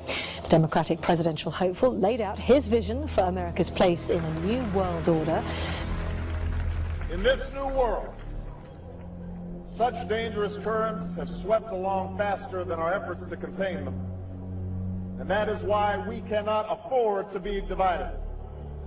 No one nation, no matter how large or powerful, can defeat such challenges alone. In this new century, Americans and Europeans alike will be required to do more, not less. Partnership and cooperation among nations is not a choice. It is the only way, the one way, to protect our common security and advance our common humanity. That is why America cannot turn inward. That is why Europe cannot turn inward. America has no better partner than Europe. Now is the time to build new bridges across the globe as strong as the one that binds us across the Atlantic. Now is the time to join together through constant cooperation and strong institutions and shared sacrifice and a global commitment to progress to meet the challenges of the 21st century. Barack Obama also became the first sitting president to ever become the chair of the Security Council for the United Nations, which only further cites his allegiance to world government. The New World Order will stop at nothing to achieve planetary dominance, whether it be assassination, wars based on lies, and even a phony environmental movement. It should come as no surprise that they have been tracking, tracing, and databasing our lives for years. Many people are aware that the Bush administration engaged in warrantless wiretaps on American citizens. What they don't understand is that it has come out in court that all the major telecommunications companies have been secretly storing every piece of data received from our phones and our computers and handing them over to the National Security Agency. You heard about the government secretly listening in on phone conversations without a warrant, but there is evidence that your email is also being tapped. the government has been intercepting most emails as part of its terrorist surveillance program. That program has been criticized as illegal because it's missing an important ingredient: search warrants. Several years ago, Klein says he came to suspect that AT&T had installed secret computer gear designed to spy on internet traffic. In the United Kingdom, it has been established there are over 4 million CCTV cameras. That is around 1 camera for every 14 citizens. Their purpose is not to solve crime, as it takes 1,000 CCTV cameras to solve just one crime. It is to create a tattletale society in which everyone is under constant surveillance by the state and those around them. Your every move in both your home and the outside world is under constant surveillance by a criminal elite who operate above the law. As we are constantly under the microscope, their activities remain in the shadows. Obama extended diplomatic immunity to Interpol with Executive Order 12,425, further empowering criminal behavior within our own government. In the Middle East, endless wars will continue. Under the Obama administration, we have sent tens of thousands of more troops into Afghanistan. In the New World Order, when it's close to completion, for the average citizen, for people like you and me, is going to be essentially slavery. We're never going to be able to get ahead. We're never going to be able to amass enough wealth, essentially to retire or to do what we want to do in life. We're going to constantly be working for the man. They're creating essentially a two-class system. So it's going to be an inner ruling elite and then everyone else. And I got news for you. You're everyone else. The New World Order that is currently being built revolves around creating a global technopoly ruled by the elite, in which they dominate and control a severely reduced populace, which they treat as their pets. Is there a possibility that we have Taliban employees?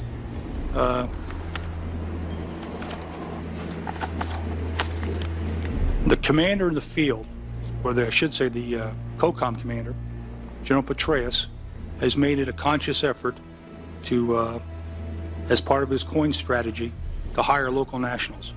I can't talk in this form, nor am I the qualified guy to talk about it, but there is no doubt in my mind, one day you're on one side of the ledger, the other day you may be on the other side of the ledger. Biometrics have been instituted in both Afghanistan and Iraq, where individuals are subject to fingerprint devices, iris scanners, and electronic databases to screen local residents as well as DNA tests. This includes anyone within the populace of a combat zone. Someone has to go out there with the biometric registration equipment, take your iris scans, take your scans and get you registered in the system like that. As scary and tyrannical as these systems seem to be, none may be as dangerous as the implantable RFID microchip.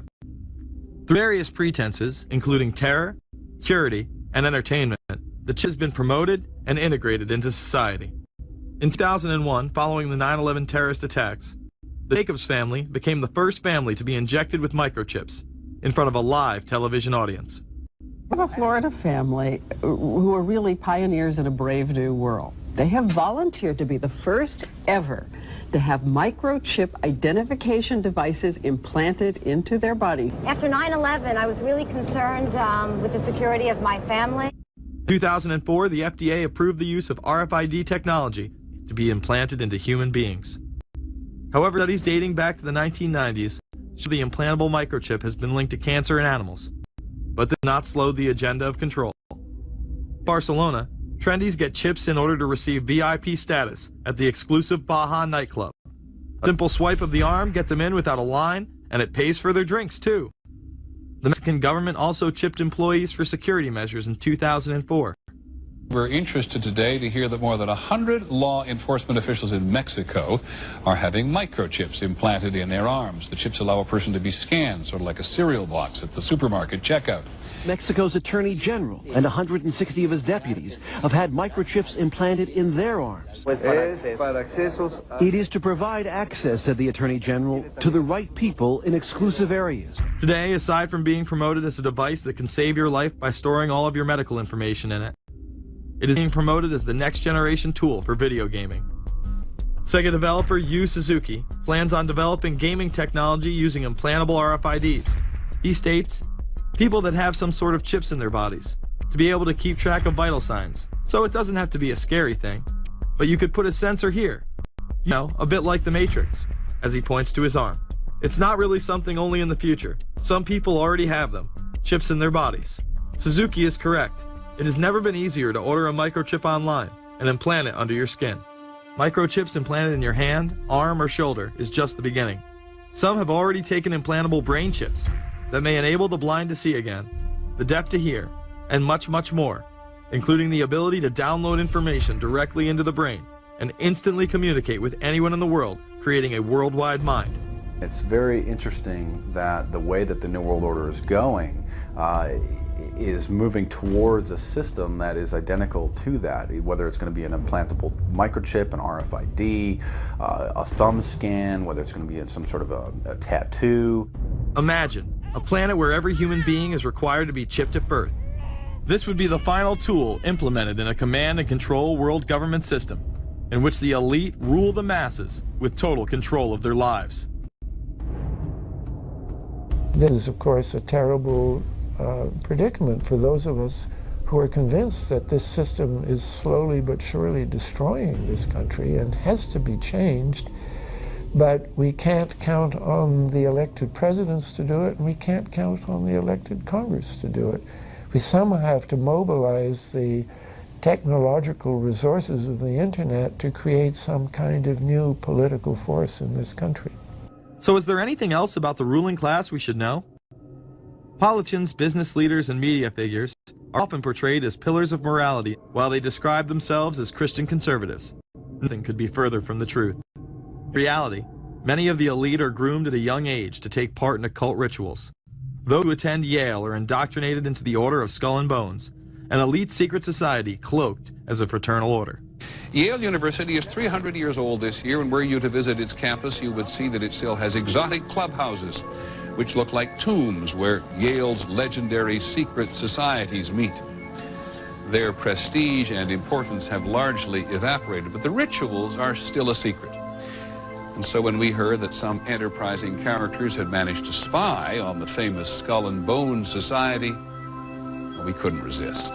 Skull and Bones, people say it's a fraternity at Yale University, but it's really a postgraduate organization. So it was founded in 1832, and it's not like a normal fraternity. People don't pledge. These people choose who they want to come. So they do the recruiting. They recruit 15 people every year, people who they see are going to be powerful people in the future. So they're recruited when they're a junior in college.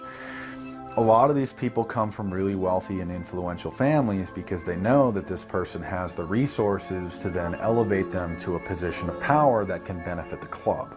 The video shows the neophytes, or initiates, kissing a skull, then performing a mock human sacrifice. Horrific screams caught on tape include chants of, "The devil equals death, death equals the devil." True. Famous alums include Senators John Kerry and John Chafee, to name two, cabinet secretaries such as Averell Harriman, and 3 presidents, William Taft, George Bush, and George W. Bush, who's been reluctant to talk about Skull and Bones. Does it still exist?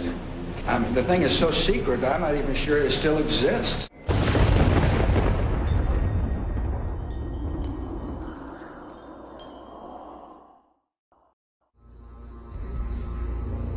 No doubt hearing about all the differences between John Kerry and George W. Bush. But we've discovered they do have something in common. During their respective college days at Yale, they both belonged to a group called Skull and Bones. Does it still exist?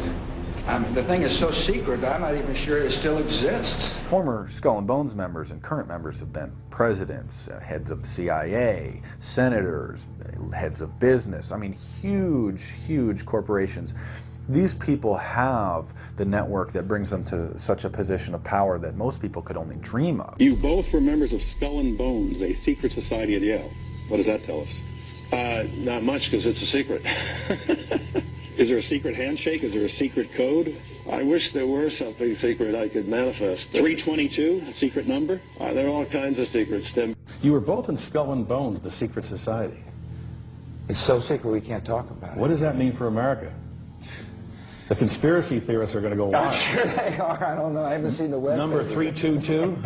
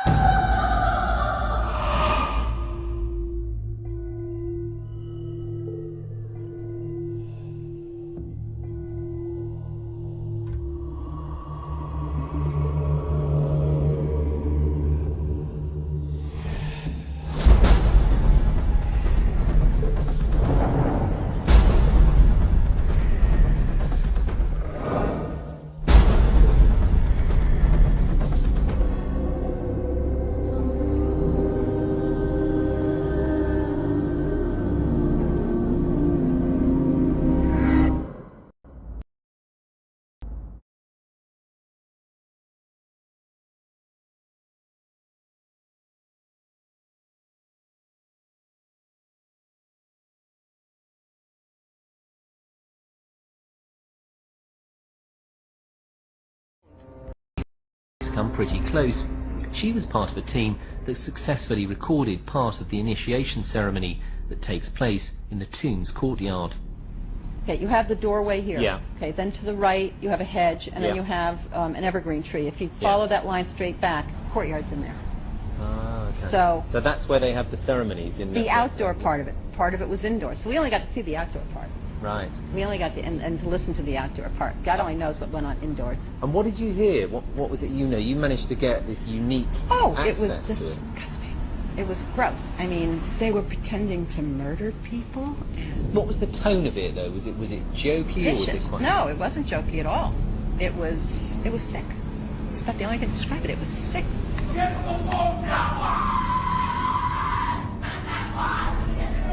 What you're hearing is the first recording ever made of the Skull and Bones initiation ceremony. It has never been broadcast before.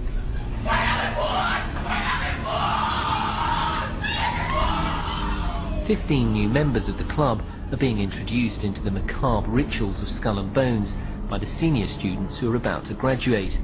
The club has what some might see as a strange fascination with death, skulls and bones. There's the chants too, difficult to hear first of all, but including the devil equals death, and death equals death.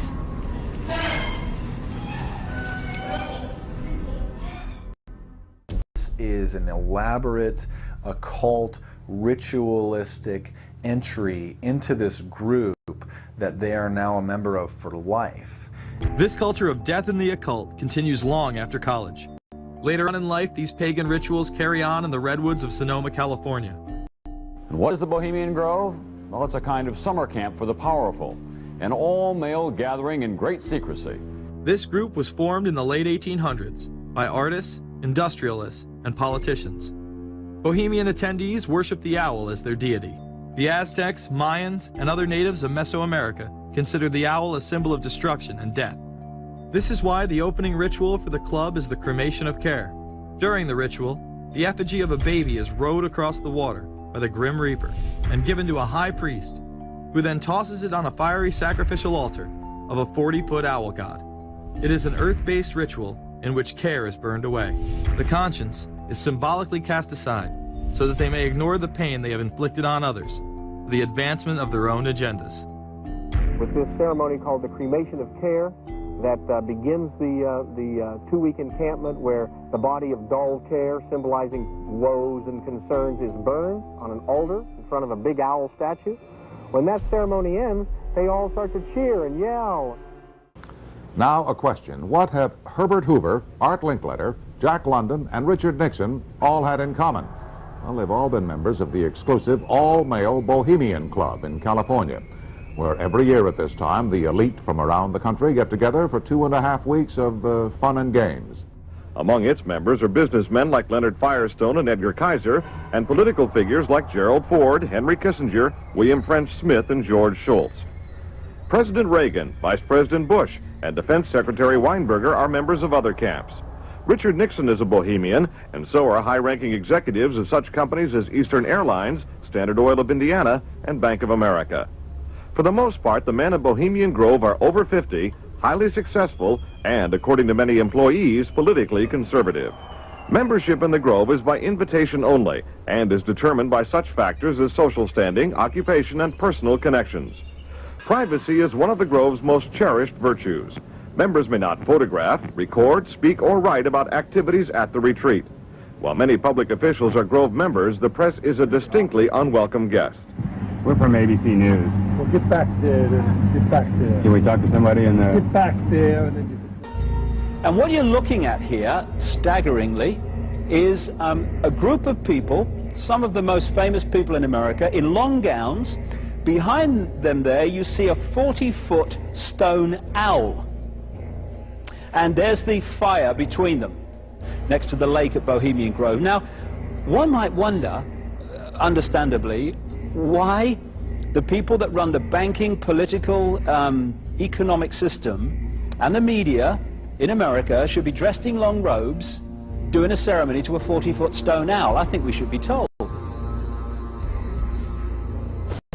You see, for over 120 20-plus years in Northern California, in Sonoma County, on a 2,700-acre secluded redwood grove, leaders from around the world, prime ministers, chancellors, presidents, governors, again, the heads of industry, banking, academia, the media, Hollywood, travel there to engage in bizarre, ancient Canaanite, Luciferian, Babylon mystery religion ceremonies. We were inside 4 hours. That's only one day out of the 2 weeks that they meet there for the admitted Summer Fire Festival of the Bohemian Club.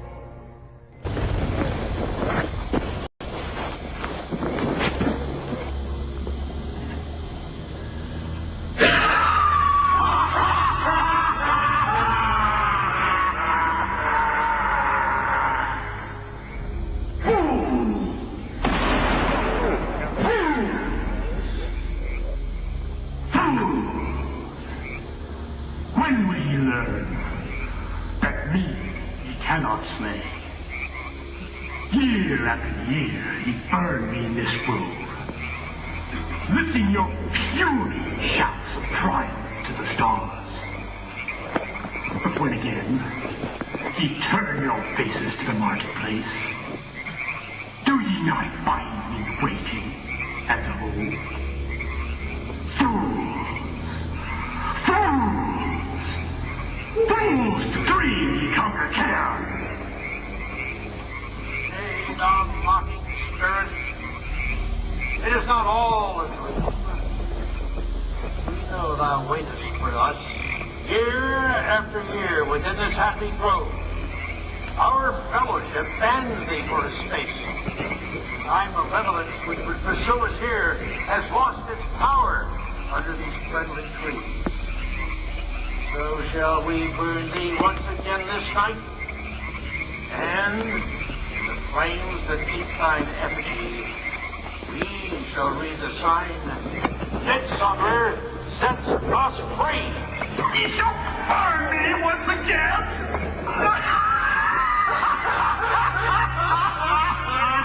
Now but these flames, which hither ye have brought from regions where I reign, ye fools and priests, I spit upon your fire. Hail fellowship's eternal flame. Once again, Midsummer sets us free.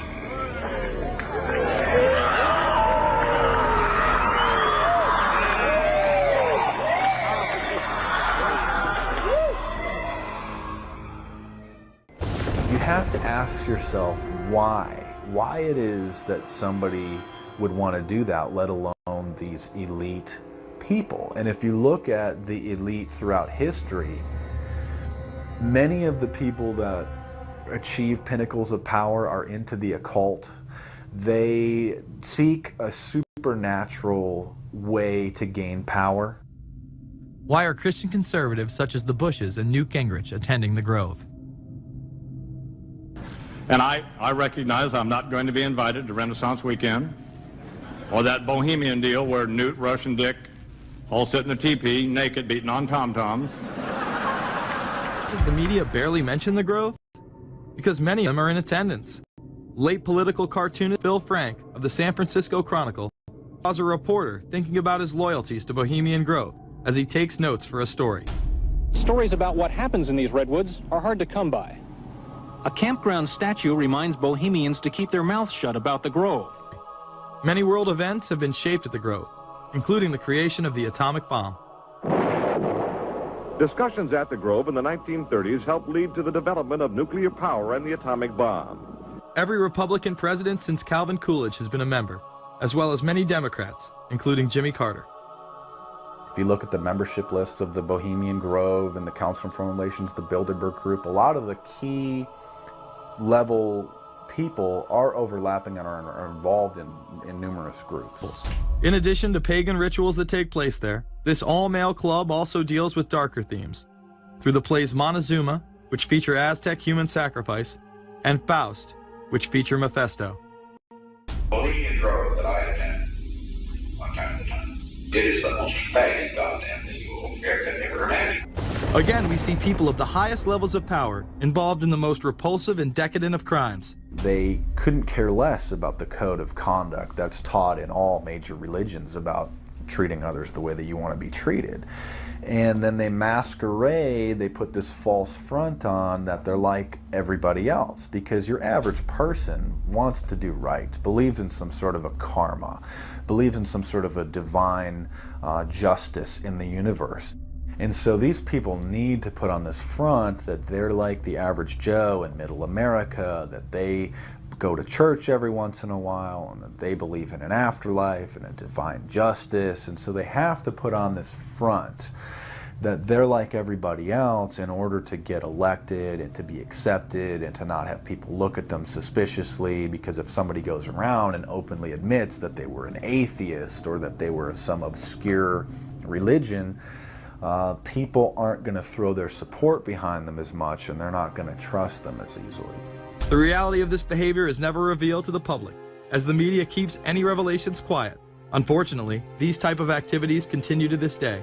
The insanity is that we have allowed an interwoven elite criminal class to rule over us while posing as the saviors of the planet. We have learned they will stop at nothing to achieve their goals and are not held accountable for their crimes. They prey on the system rather than protect it. This is not a new world order of peace and prosperity. It is not a world government to save the earth. During difficult times, we must remain ever vigilant against seemingly positive solutions imposed to suit their aims. Crises there will continue to be. In meeting them, whether foreign or domestic, great or small, there is a recurring temptation to feel that some spectacular and costly action could become the miraculous solution to all current difficulties. We are threatened by a superclass that control the flow of information and hide technology from the public. The prospect of domination of the nation's scholars by federal employment, project allocations, and the power of money is ever present and is gravely to be regarded. We must also be alert to the equal and opposite danger that public policy could itself become the captive of a scientific, technological elite. It is time to put down the remote control, to turn off your Xbox, and start paying attention. It is time to step away from everyday luxuries and pop culture and take action against a monolithic, concentrated evil in order to save what's left of humanity. We must now trade in our apathy for action in order to defeat this invisible empire.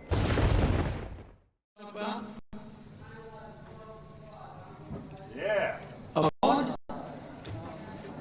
No, it wasn't a fraud, but I'll be glad to talk to you if you'll shut up and let me talk now. And a fraud, let me tell you something. I'll tell you a couple of stories about fraud. The Bohemian Club, as you said, the Bohemian Club? All those rich Republicans go up and stand naked against redwood trees, right? I've never been to the Bohemian Club, but you ought to go. It'd be good for you. Get some fresh air.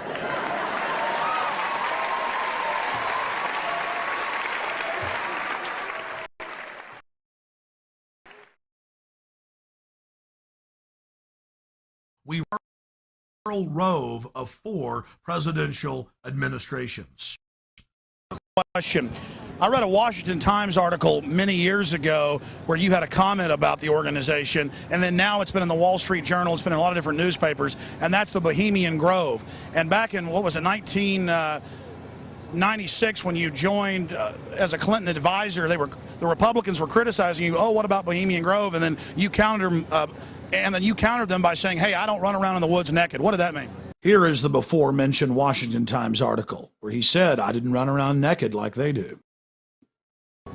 I don't know what quote you're referring to. I'm not aware of any quote like that. Listen, I am a happy member of the Bohemian Grove. I like the folks who come there, and it's really inappropriate for me to talk about the group beyond that. Thank you. Have you been there for the ceremony with the cremation of care? Frankly, I don't think that's something I need to talk to you about. Really? That's right. Well, I'm Alex Jones, and I snuck in there in 2000. I'm the guy that blew it wide open and got the video. It's been on national TV. Well, I disrespect you for that. You do? I do. But it's a lot of big public officials going in there. Don't we deserve to know? You took an, I don't know anything about you, and I don't know anything about your film. But if you go in there with an understanding, you violated that understanding by releasing that film, and I don't respect you for that. Really? But we have public officials. I'm sorry, you took an understanding when you went in there that you would not do that film. And did you have an understanding when you went in there? No. Did you crash it? Yes. Yeah, and it has no trespassing signs there too, doesn't it? No, they put them up after. Oh, I'm sorry. I just walked in. I'm sorry, sir. I've been there before. I know what the circumstances are, and I'm sorry you violated the understandings. That was not a gentlemanly thing to do. But what about the ritual? Is the ritual genuinely?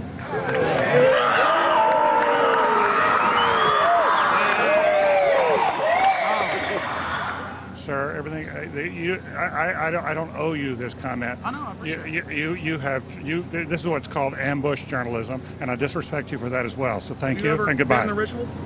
That's none of your damn business. Oh. Right. Listen. You go around and make understandings with people and violate them. You ambush people on the streets, and that's inappropriate form of journalism. If you wish to practice that, that's fine, but don't ask others to respect you for it.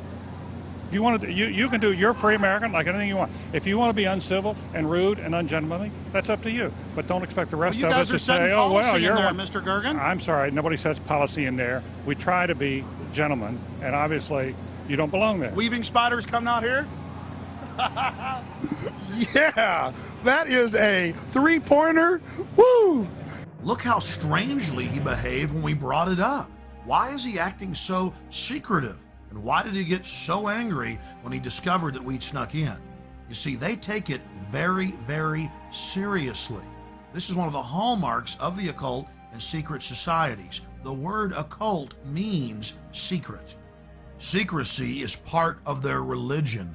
They revel in it. And when it's violated, they become extremely angry. How widespread is the occult? The answer is extremely widespread. Occultism in our society, and particularly in our government, at the highest levels of corporate America, is rampant. It's also important to note that the Grove itself was founded in 1872 by West Coast journalists, and that the National Press Club adopted the iconography of the Grove for its Great Seal.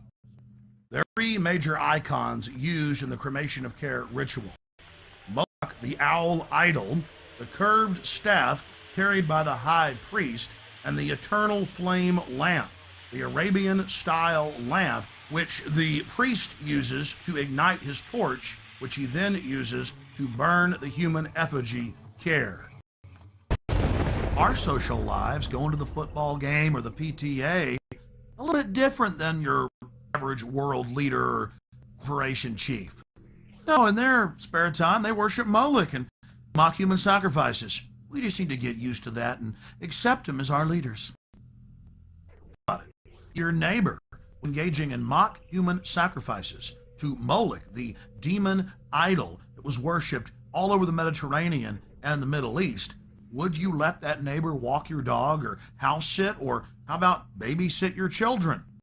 Be in control of the nuclear launch codes. Well, we give you a revelation. They are in control of national deficit, of Congress, of your bank account, of your local police department, and see you as cattle, as their slaves.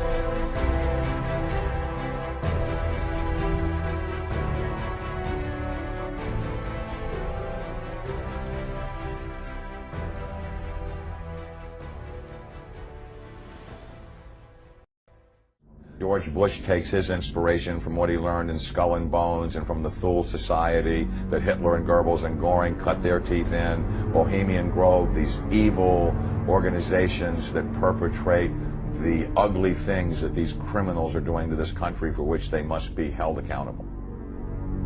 They are the most violent, dirtiest people on the face of the earth. Somewhere Americans are going to have to take their country back and start finding out who are these people. Who are these people we call our representatives, the Bushes. George Bush, the president, his father, went around the country talking about a new world order. The people who are running this country from behind the scenes do not care a thing about Americans or bloodshed anywhere.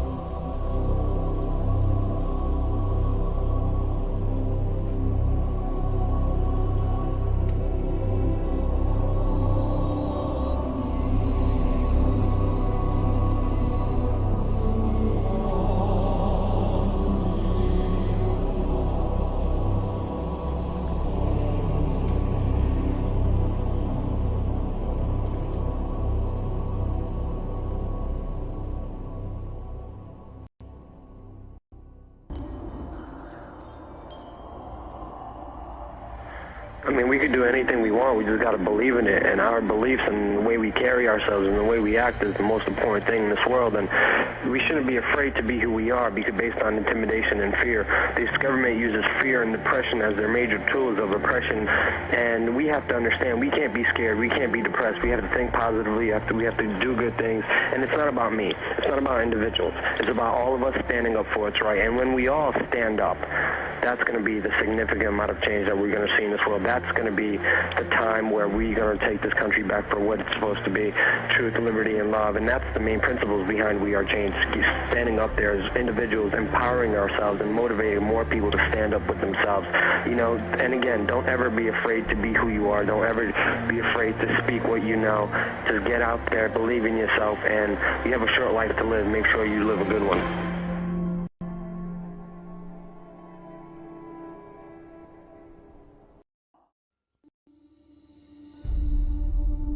There's a worldwide revolution going on.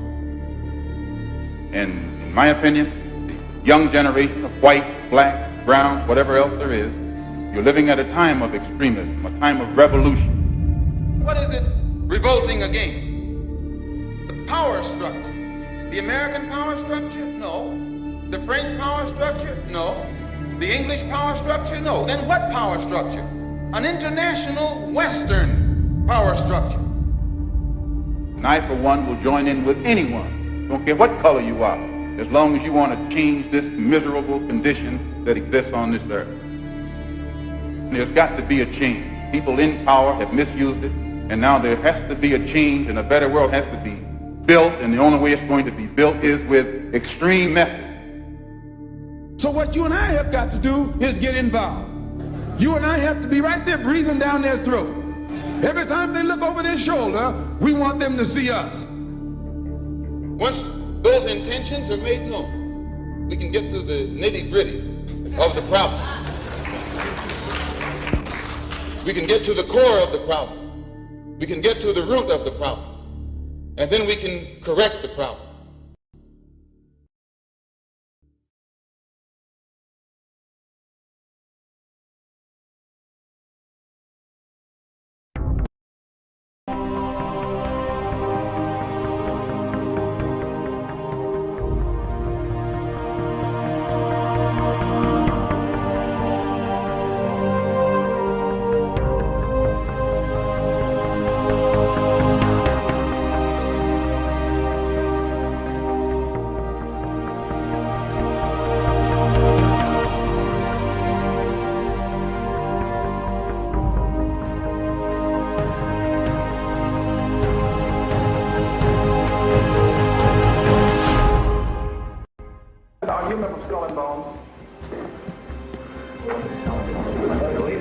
They still exist? The thing is so secret, I'm not even sure it still exists.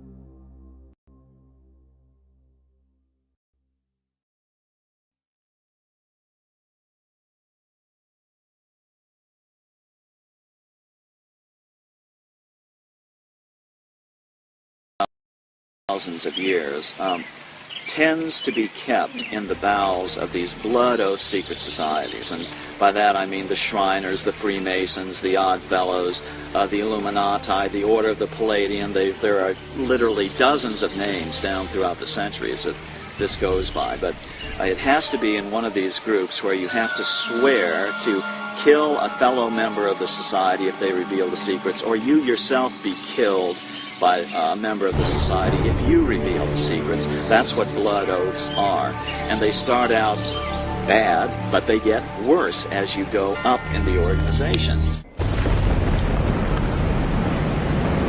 Their whole purpose throughout history has been to teach a small number of people how to become adept at controlling everyone else and presenting their societies as desirable to the profane, so that you'll go knock on the door and say, hey, can I be a member? And be initiated with the promise of learning some great secret. What is that secret? The secret is what I have just told you this morning. The secret is how to control everybody else. And you never understand how to control everybody else until you get to the top of this pyramid of initiation. Most people never make it past the third step. All above that are carefully chosen and nurtured and taught.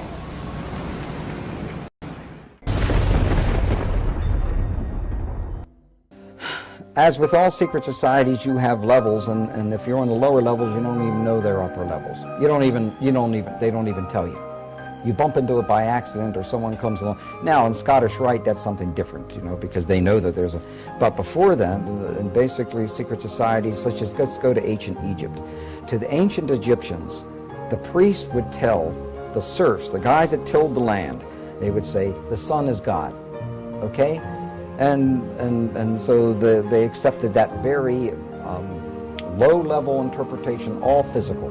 That's not what the priest believed. What the priest believed, there was a second level. The priest believed that, no, the physical sun is not the supreme being. It's the spirit which flows through the physical sun that is the supreme deity. However, there was another level, and the priests didn't even know it. It was those that were involved and elevated to if I would have told you this 15 years ago, I might have gotten shot. Weishaupt saw in the ancient orders of Freemasonry an opportunity to commission foot soldiers for his cause of world domination. He wrote that none is fitter than the 3 lower degrees of Freemasonry. The public accustomed to it expects little from it and therefore takes little notice of it. Weishaupt felt that Masonry was the easiest way to get a good Christian guy on the path of destruction, essentially, where you can have them take little baby steps on this path. It's a system they've been working on for thousands of years. They've really got it down. They know how to gradually, gently corrupt people from Christendom, first of all, to deism. Of course, deism is where, yes, God started the world, but then he took off, and he has no place in the affairs of men now. And so you don't have to worry about God, you don't have to worry about heaven and hell. You just kind of do your thing, and everything will be okay. Deism to atheism is the next step. Atheism, where you claim there is no God, you know. And then, of course, the next step is out-and-out Satanism. And interestingly enough, Satanists know there's God, know there's a heaven and hell, and they just choose hell, and they choose to drag as many people into hell as they can.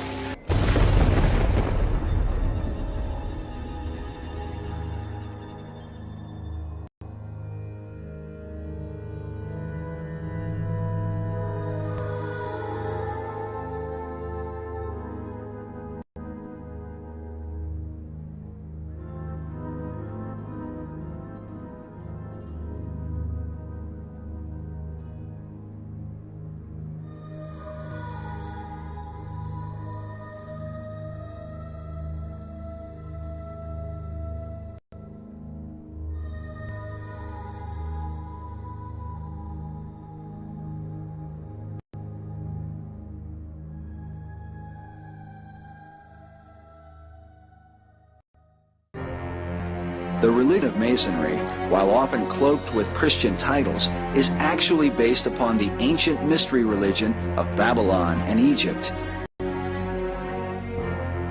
These same mysteries governed the worship of Medo-Persia, Greece, and Rome. The mysteries are often symbolized by the all-seeing eye, sometimes called the eye of God. But the God of Masonry is not the same as the God of the Bible. None was more adamant about this point than the man considered by many to be the most influential Mason of all time, Albert Pike.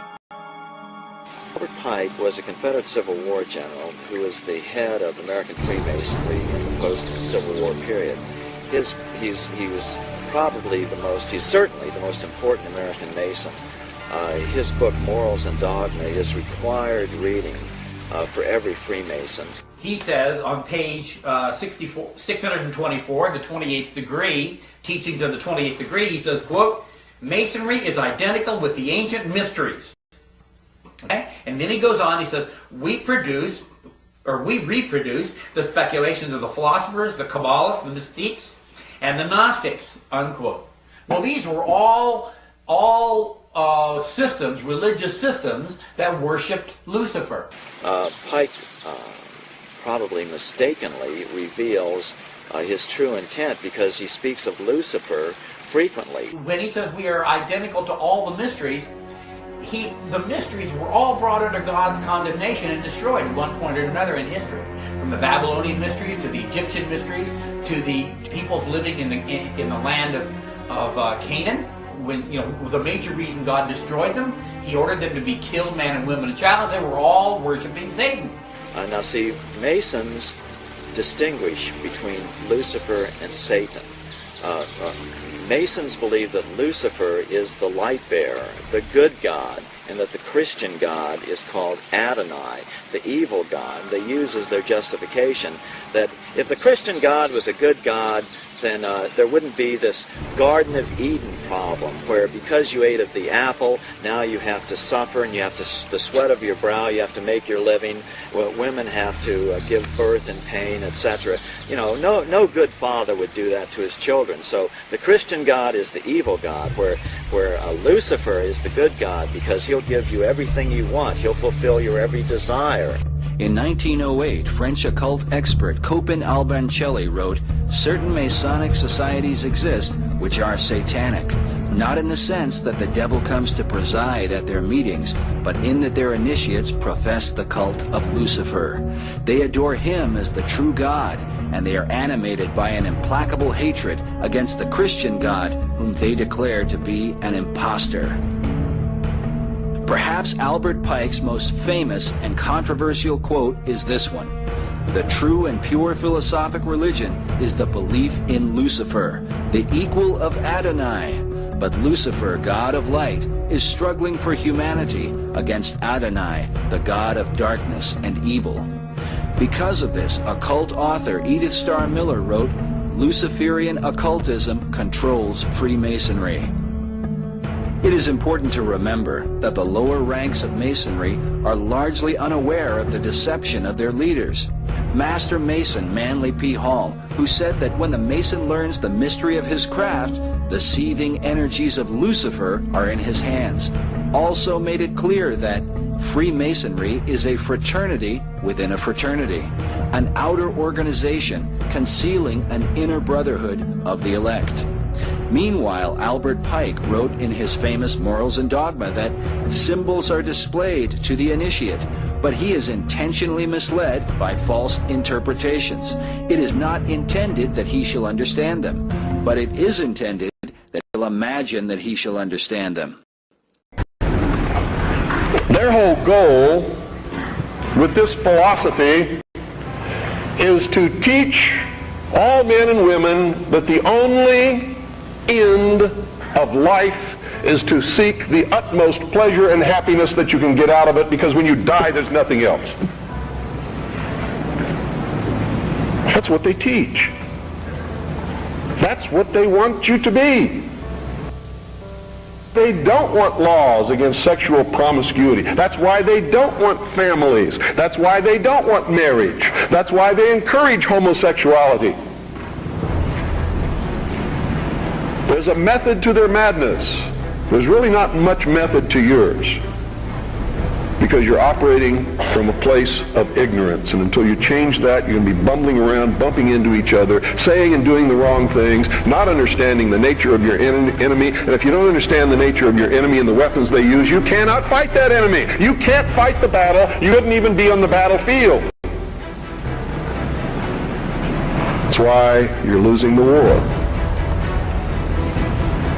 And don't tell me you're not, because I'm in a place of great knowledge about who's winning and who's losing the war.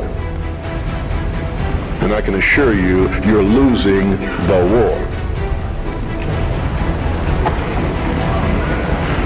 Doesn't mean it can't be turned around, but it'll never be turned around until you learn what you need to know. It is simply the fact that certain of their members worship Lucifer, and that they keep that secret from the overwhelming majority of their own members, and certainly the public is never to know this fact if they can help it.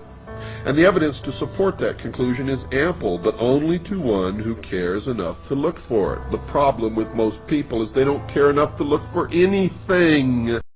So why the secrecy? The secrecy is because, folks, the real secret of Mystery Babylon is how to control everyone else. And if they reveal these secrets, they won't have the control, for it'll be in the hands of everyone.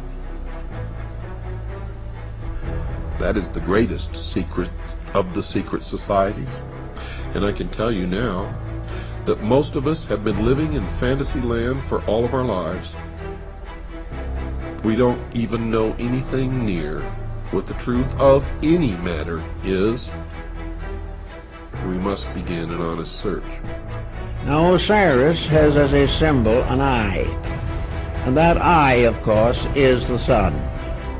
And this eye represents the son of the underworld. Quote, the arcana, defined as being a secret or hidden knowledge of the ancient mysteries, were never revealed to the profane, defined as those not initiated into the inner mysteries, except through the media of symbols. You're going to find, folks, that symbols mean more than you will ever begin to understand unless you waded deep into the stream of the Mystery Babylon, as I have.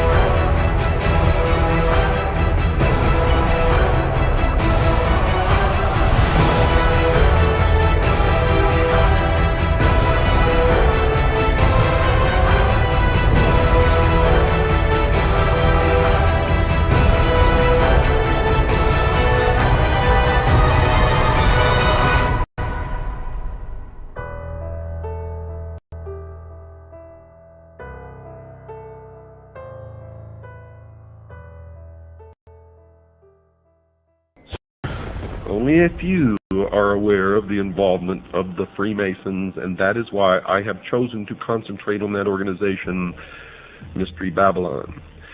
And the reason I'm concentrating on that organization is because it is their members who have infiltrated the church and the educational field who control those other two organizations. So really there's only one organization that needs to be dealt with, and that is Freemasonry.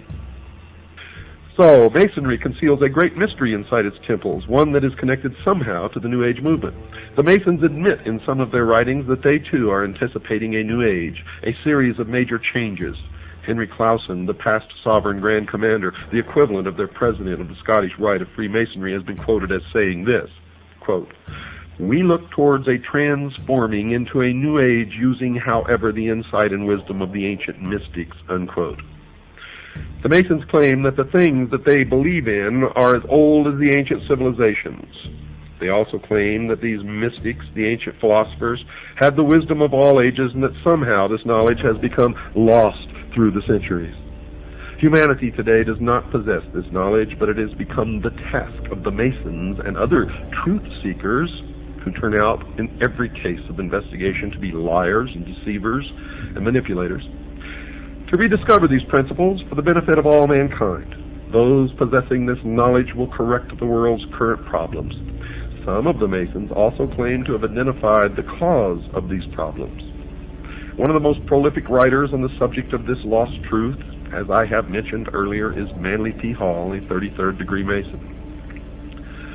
For those unfamiliar with the Masonic degrees, all Masons in America start through what is called the Blue Lodge, consisting of only 3 degrees. A Master Mason is of the 3rd degree and really knows nothing, even though he thinks that he has been illumined, and I get letters from them all the time. "I'm a Master Mason, and I've never heard of any of the stuff that you're talking about." Oh, boy. It amazes me, folks. It just absolutely amazes me that people are so stupid. It drives me wild. The initiate into the Blue Lodge goes through 3 separate and different initiation ceremonies, one for each degree. After completing these ceremonies, he may stay where he is or choose to affiliate himself with either the York Rite, which has 13 degrees, or the Scottish Rite, which has 32, and then the meritorious 33rd. The latter is divided into 2 separate jurisdictions, the southern and the northern.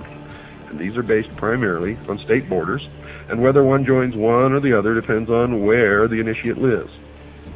The 2 Scottish rites have an additional 29 degrees, making for a total of 32.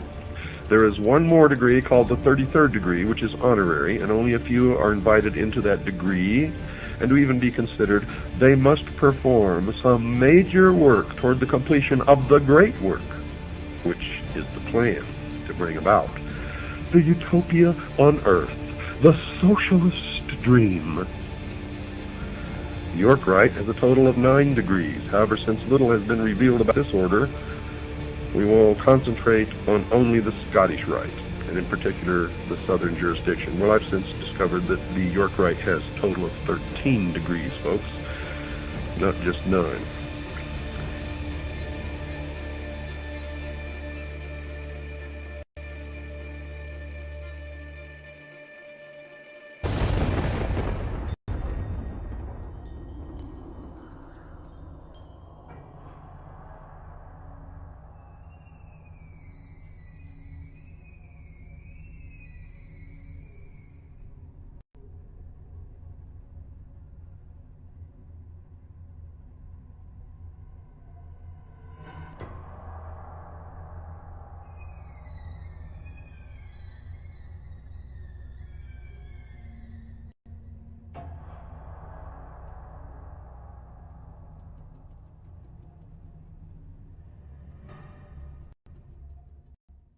Killuminati was an organization created in Bavaria.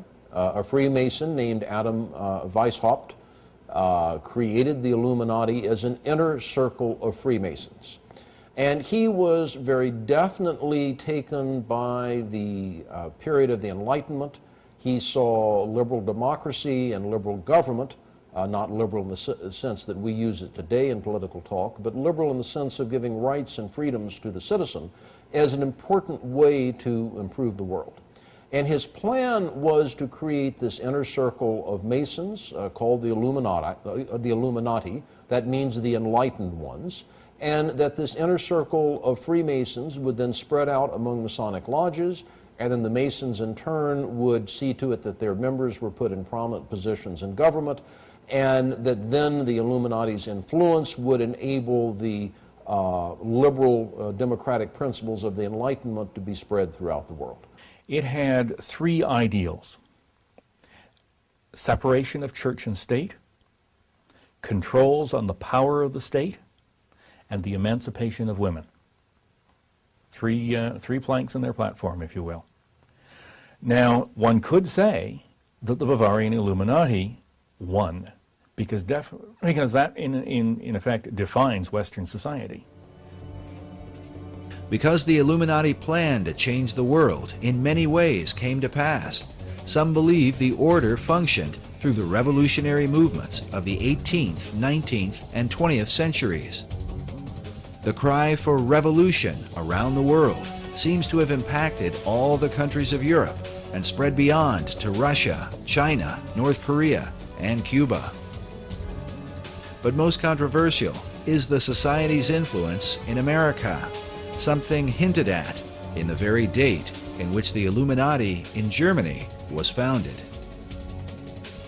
I think they were supposedly formed in 1776, the same year of the Declaration of Independence. And the Illuminati was established as an organization, you know. He says, no longer are we going to take the orders of the monarchs in 1776. Now that's a pretty important date, isn't it? Now, you made reference to 1776 and the Illuminati. Can you draw a line? I do associate the two because the language was so symbolic. It's too direct and too precise not to know that these people who envisioned such a new world were actually combined in the underground secret societies of Europe. Fire was an important symbol to the revolutionaries, who were determined to destroy the old world in preparation for the new. As one of them declared, with a match, one does not lift up the world, one burns it. Weishaupt's Bavarian Illuminati sparked the flame of the revolutionary faith, but some researchers believe that at some point their flame was put out. They lasted about 10 years. Now, what lasted for centuries after them was the rumor and reputation that there is a secret inner circle of Freemasons that are plotting to take over the world.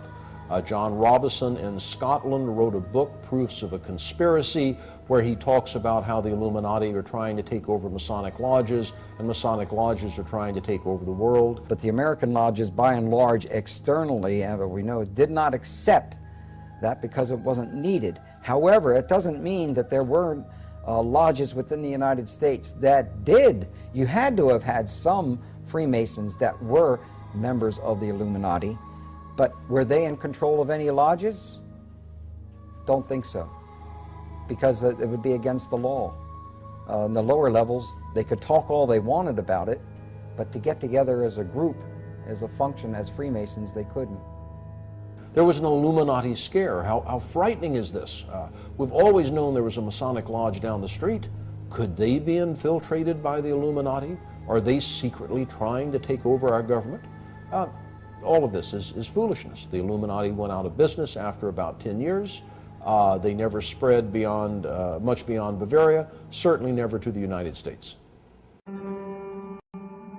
It's logical to some that Weishaupt's organization was disbanded by 1786, after it had been discovered and outlawed by the Bavarian government the year before. But others point to a letter written by George Washington on October 24, 1798, 12 years after the Illuminati had supposedly ceased to function. Writing to the Reverend G.W. Schneider, Washington acknowledged the presence of Illuminati doctrines at work in America. The Reverend Schneider had sent Washington a copy of the book, Proofs of a Conspiracy Against All the Religions and Governments of Europe, by Professor John Robeson, saying that his book gives a full account of a society of Freemasons that distinguishes itself by the name of Illuminati, whose plan is to overturn all government and all religion. For many researchers, the presence of the all-seeing eye floating above an unfinished pyramid stands as clearest proof of the Illuminati at work in America. I believe the symbol on the dollar bill, the truncated pyramid, is directly related to the Illuminati. According to Dr. Billington, it was the Bavarian Illuminati that put the fire in the minds of men and compelled them toward a global revolution to change the world. Is it possible that this philosophy is at work in America today? By our efforts, we have lit a fire as well, a fire in the minds of men. It warms those who feel its power. It burns those who fight its progress. And one day, this untamed fire of freedom will reach the darkest corners of our world. The Secret Destiny of America. Manly P. Hall wrote that world democracy was the secret dream of the great classical philosophers, saying that the brilliant plan of the ancients has survived to our time, and it will continue to function until the great work is accomplished. Many researchers believe this great work is the secret behind the wars and rumors of war America has been involved in through the 20th century, right up to the present day. Could this plan of the ancients to establish a world democracy be the real hidden agenda of secret societies? And was this ancient plan echoed in the 2005 inaugural address given by President Bush? When our founders declared a new order of the ages, they were acting on an ancient hope that is meant to be fulfilled. The occult is working at the highest levels of our society, using the military and financial power of the United States to bring about this one world state. And the president has spoken openly about it, how the purpose of the United States is to bring democracy to the nations of the world. Where did this become the function of our nation, to bring democracy to the world? You only need to read the writings of Manly P. Hall, where he tells you that for 3,000 years, secret societies have been working to bring democracy to the world. You read President Bush's speech, before the Association on Democracy, the National Association of Democracy. He tells you for 2,500 years, people have been working to bring democracy to the world. Yet the ancient philosophers recognized that a true democracy could only be achieved by a society of perfected men. The perfected men would be comfortable in a true democracy. And probably a true democracy cannot emerge until there is enough of such human beings in the world that can take over the government of man. It will be that kind of leadership. It'll be like Plato's vision of the philosopher king, the man who has wisdom and the man who has power. Democracy has the occult promise of a fair world to live in.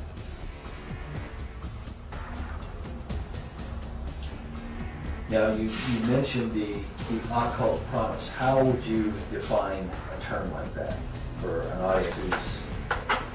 Well, probably define that term by saying that promise is explain the word occult. Well, it's obscure.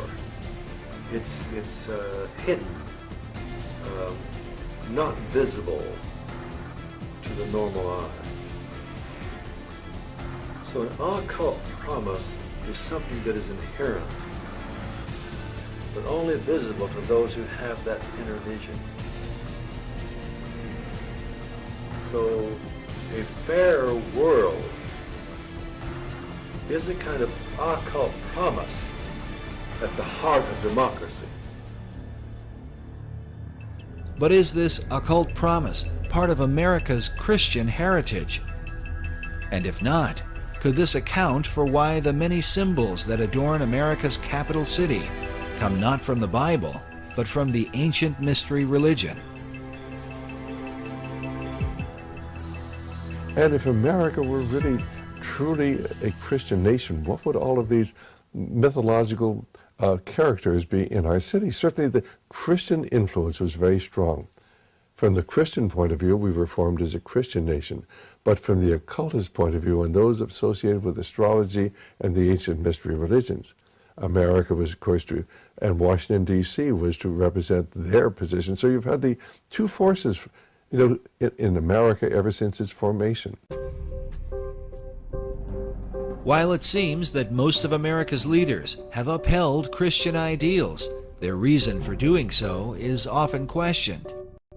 If they were Christians, why would they erect monuments to pagan gods and goddesses? And if they were pagans, why confess to Christian ideals? Manly Hall suggests the reason may have been one of self-preservation. He argues that because of the persecutions of organized religion in the Old World, the secret societies employed even greater methods of secrecy to protect their occult philosophies, making themselves sound as though their beliefs had to do with Christianity, which was the dominant belief in Europe, and eventually America. He says the pagan intellectuals reclothed their original ideas in a garment of Christian phraseology, but bestowed the keys of the symbolism only upon those duly initiated and bound to secrecy. It is for this reason that all secret societies have an initiation process whereby members are bound by blood oaths not to reveal the secrets of the order. A chief factor that contributes to confusion about the beliefs of America's founders is the presence of Rosicrucianism. The Rosicrucians are a mystical, arcane society that played a major role in the development of Freemasonry. The rose and cross, which symbolize the society, are also the source of its confusion. The rose is the symbol of secrecy and represents the pagan mystery religions, while the cross symbolizes Christianity. Rosicrucianism is when the two are combined. Because of this, one can begin to understand how a man like Charles Thompson could be famous for his English translation of the Old and New Testaments, and at the same time approve the design of the Great Seal for the United States with the all-seeing eye of Horus floating over an Egyptian pyramid. A Rosicrucian influence can be clearly seen in some of America's symbols. For example, this image of a pelican feeding her young appears in Manly Hall's Secret Teachings of All Ages and is very common to Rosicrucianism and Freemasonry. Now notice the Great Seal for the state of Louisiana. This particular replica is found inside the inner corridors of the U.S. Capitol. The Temple Church in London is a well-known Knight Templar church. Here we can see that the Golden Rosy Cross can be traced back to the mysterious knights. Now, notice the art surrounding the shrine. How a series of squares are shown with red and golden roses in the midst. The shrine opposite has a variation of the same design. Now consider this same pattern as it appears throughout the interior of the state capitol.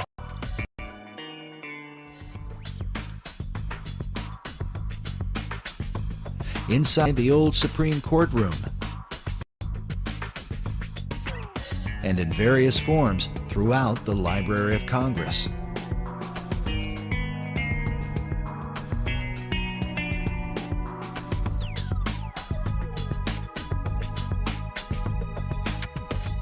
Sir Francis Bacon became the chief of the Rosicrucians in England. His famous saying, "Knowledge is power," is found written inside the Library of Congress, while a statue of Bacon can be seen on the upper level. Elsewhere in the main library is a Baconian passage from his collection of essays. It reads, "The inquiry, knowledge, and belief of truth is the sovereign good of human nature." This saying is found over a statue representing philosophy. Could this be an indication that Baconian philosophy governs the New World concept. Was one of the most prominent 19th century Freemasons. He joined the fraternity, I believe, in 1859, just before the Civil War. He was a scholar of ancient languages, was very familiar with what we would call comparative religion today, and he was given the task by the Supreme Council for the Southern Jurisdiction to rewrite their rituals. And this he did just before the Civil War, and then after the Civil War, he was elected Grand Commander of the Southern Jurisdiction, and he served in that position until his death in, I think, 1891. Grand Commander for the Southern Jurisdiction, which is based in Washington, D.C. To the Scottish Rite is his book, Morals and Dogma of the Ancient and Accepted Scottish Rite of Freemasonry. On the page it reads, Esoteric Book for Scottish Rite use only, to be returned upon withdrawal or death of recipient. It's given Masons after they've gone through a series of stuff, then they're given a copy of Albert Pike's book. Pike declared that the true definition of Freemasonry is an advance toward the light.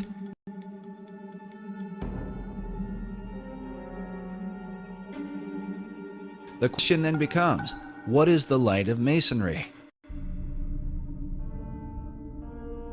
We believe the answer comes from Pike's own words. In Morals and Dogma, Pike wrote, Lucifer, strange and mysterious name to give to the spirit of darkness. Is it he who bears the light? Doubt it not.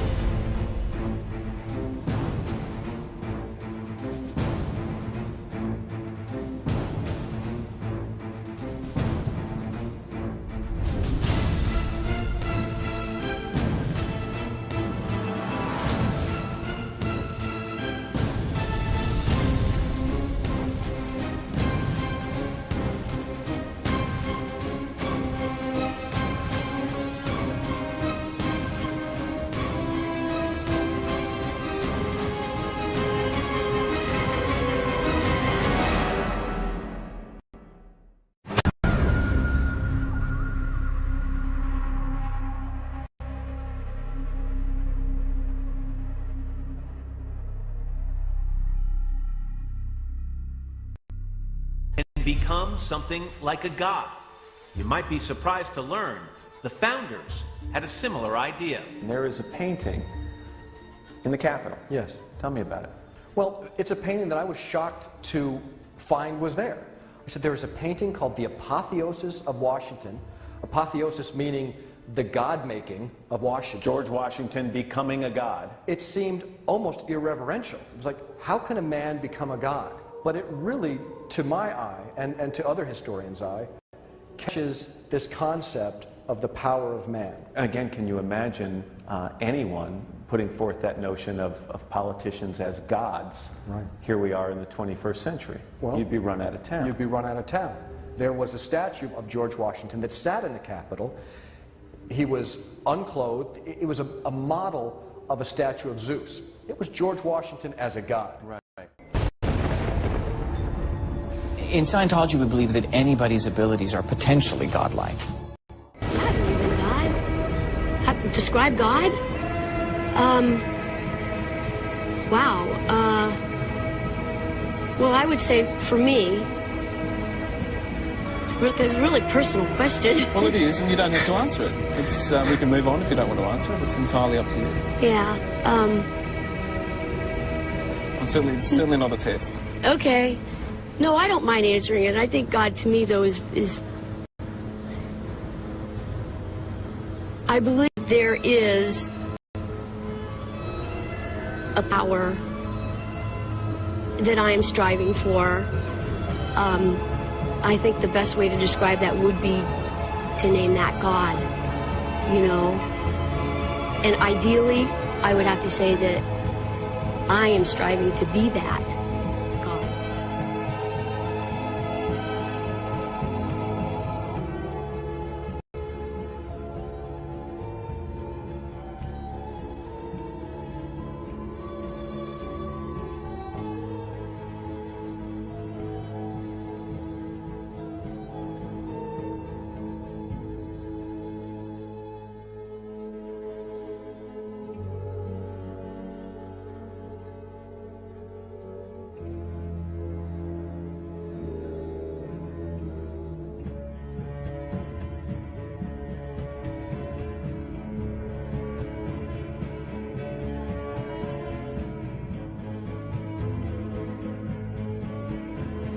I know for a fact that there's definitely people that believe in Satan and worship Satan, you know what I mean?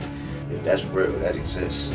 Like there's people in power that to control the labels, the owners of the labels.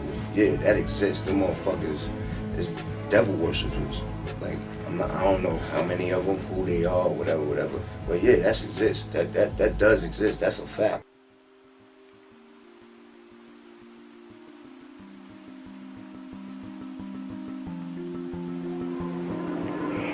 You always know.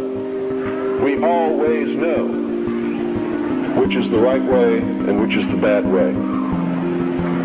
The bad way sometimes feels better, so we may choose that way and justify it by rationalization in order to make ourselves feel better about the bad that we did. Isn't that the way we all do things? Even if we do something wrong and we know we're doing something wrong, don't we attempt to rationalize it in our own mind and to our friends to justify what we're doing? So I believe it's a great fallacy to set out to brand those whom we disagree with as being evil people. The result of their actions we may perceive to be evil. We may perceive it to be bad, but I guarantee you those people don't see it that way. You see, nobody gets up in the morning and sets out to do evil. Nobody consciously does that. I've never met any person in my entire life who said, I'm evil, I'm going to do evil things, I like to do evil things, I want to do evil things. They don't exist, in my knowledge. And when we present ourselves to them in that light, we're good and they're evil, do you think we have a chance of getting them to listen to us? Not on your life. It's not going to happen. So I think we have to change the way we talk. We have to talk to them in a different manner.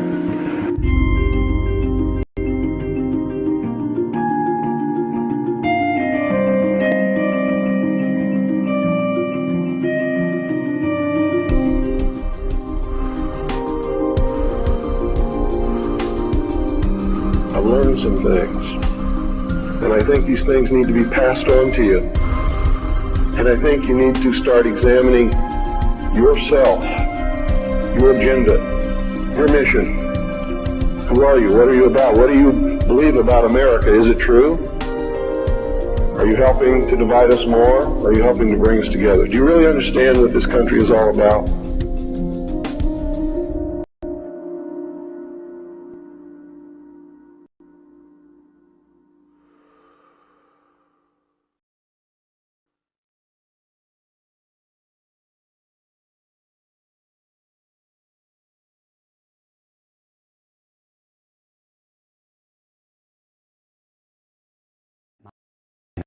Made a very interesting and profound statement. He said, allow me to control and issue the money of a nation, and I care not who writes its laws. And he was right. Meyer Amschel Rothschild is called the founding father of international finance. In 2005, Forbes magazine ranked him 7th on their list of the 20 most influential businessmen of all time. This happened back in 1776, and this was during May 1st and shortly thereafter.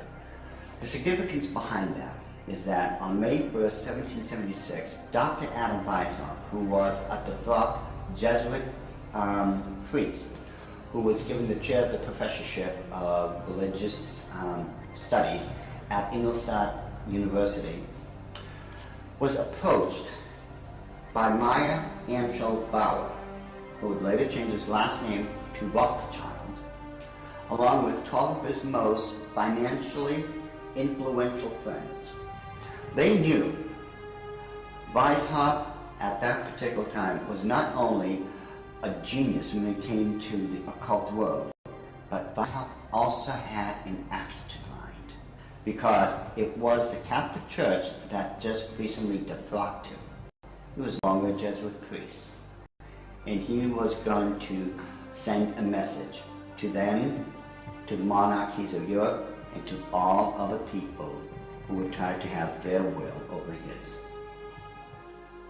What Rothschild and Weishaupt came up with was a plan to destroy the old world system of government through monarchies and the church, and to set up a new world order in its place.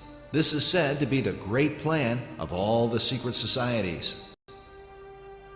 So what happened? Maya Angelou approached Weishaupt and basically told him, we know you've got the occult knowledge and genius, put it all together. We've got the money. You do it, we'll back it. Just paraphrase what really happened. So in 1773, Weishaupt started creating what had never been created before.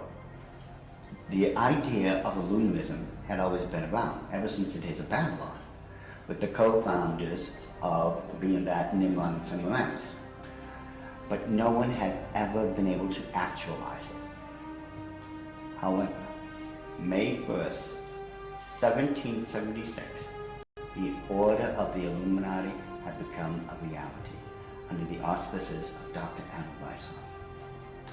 Now, like other nations, orders, countries and such, they have their two great seals. The Order of the Illuminati does. Those two seals can be found on the back of a $1 bill. People mistake those to be the two great seals of the United States of America. They are not. Those are the two seals of the Order of the Illuminati. And I'm going to explain it to you. In order to understand the seal itself, we have to first take a look at every single thing that composites it. We look at the first part of it on our left, which would be the truncated pyramid one. Above it is a 13-letter Latin expression that says Annuit Corruptus, and directly underneath the base of the pyramid is a 3-word Latin expression which is Novus Ordo Seclorum. If you were to look up the word, let's say, work, in the English dictionary, you're going to find at least 50 different meanings for it. It is the same thing in Latin.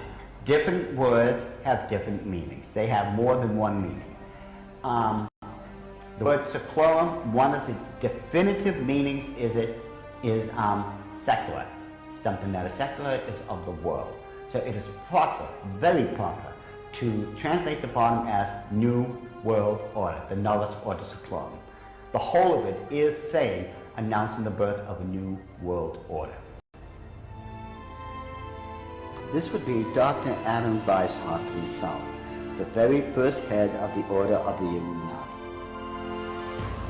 It was Weishaupt who had himself come up with a 7-part plan to create what he called the Novus Ordo Seclorum, or the New World Order. This is the person responsible for it. The interesting thing about the front of the dollar bill is that there are 4 huge ones. There is one in every single corner. Now if we look at every single one of them, they each have an oval around it, except for the top right-hand one. Now if we look at this blow-up version of it, you will find there's no oval. This is a shield that is surrounding the one. Now, the reason there's a shield here is because this is very similar to the original shield that was given to the Rothschild family when Baron Maya Angelou Rothschild had become knighted in England and received the lordship. If we look across the top of this shield, all the way to the left-hand side, it drops down and forms a crescent moon. It's a crescent moon because it represents the female goddess in the occult world. At the bottom of that shield, of that lunar moon, you will see the owl. And it's very obvious. Once you take a good look at that part of the crescent moon, and it is the same Illuminati owl that is being worshipped at the Bohemian Grove in California by those members of the Bohemian Grove, where presidents, premiers, kings and queens and heads of nations throughout this world have met. You can tell just by looking at this photo, that is a 40-foot owl. It is made out of oak, and that the worshippers are surrounding that fire pit around that altar, which is easily reflected in the lake around them. This is definitely the hour of the Illuminati. Lift up your heads, O ye trees, and be ye lifted up, ye everlasting spires. For behold, here is Bohemia's shrine, and holy are the pillars of this house.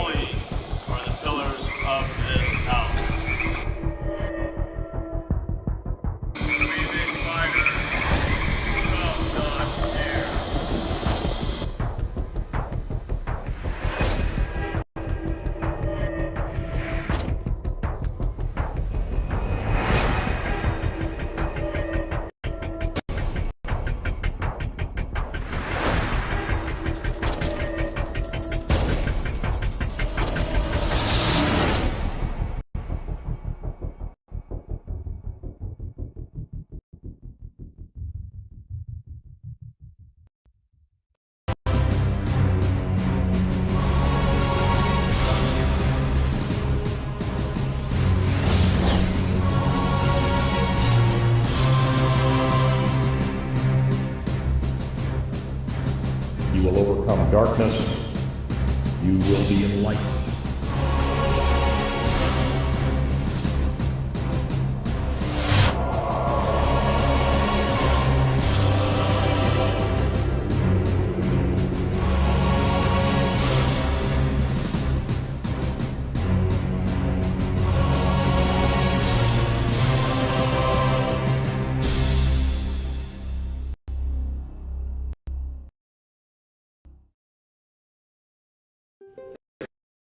Of historical distortion to find original truth.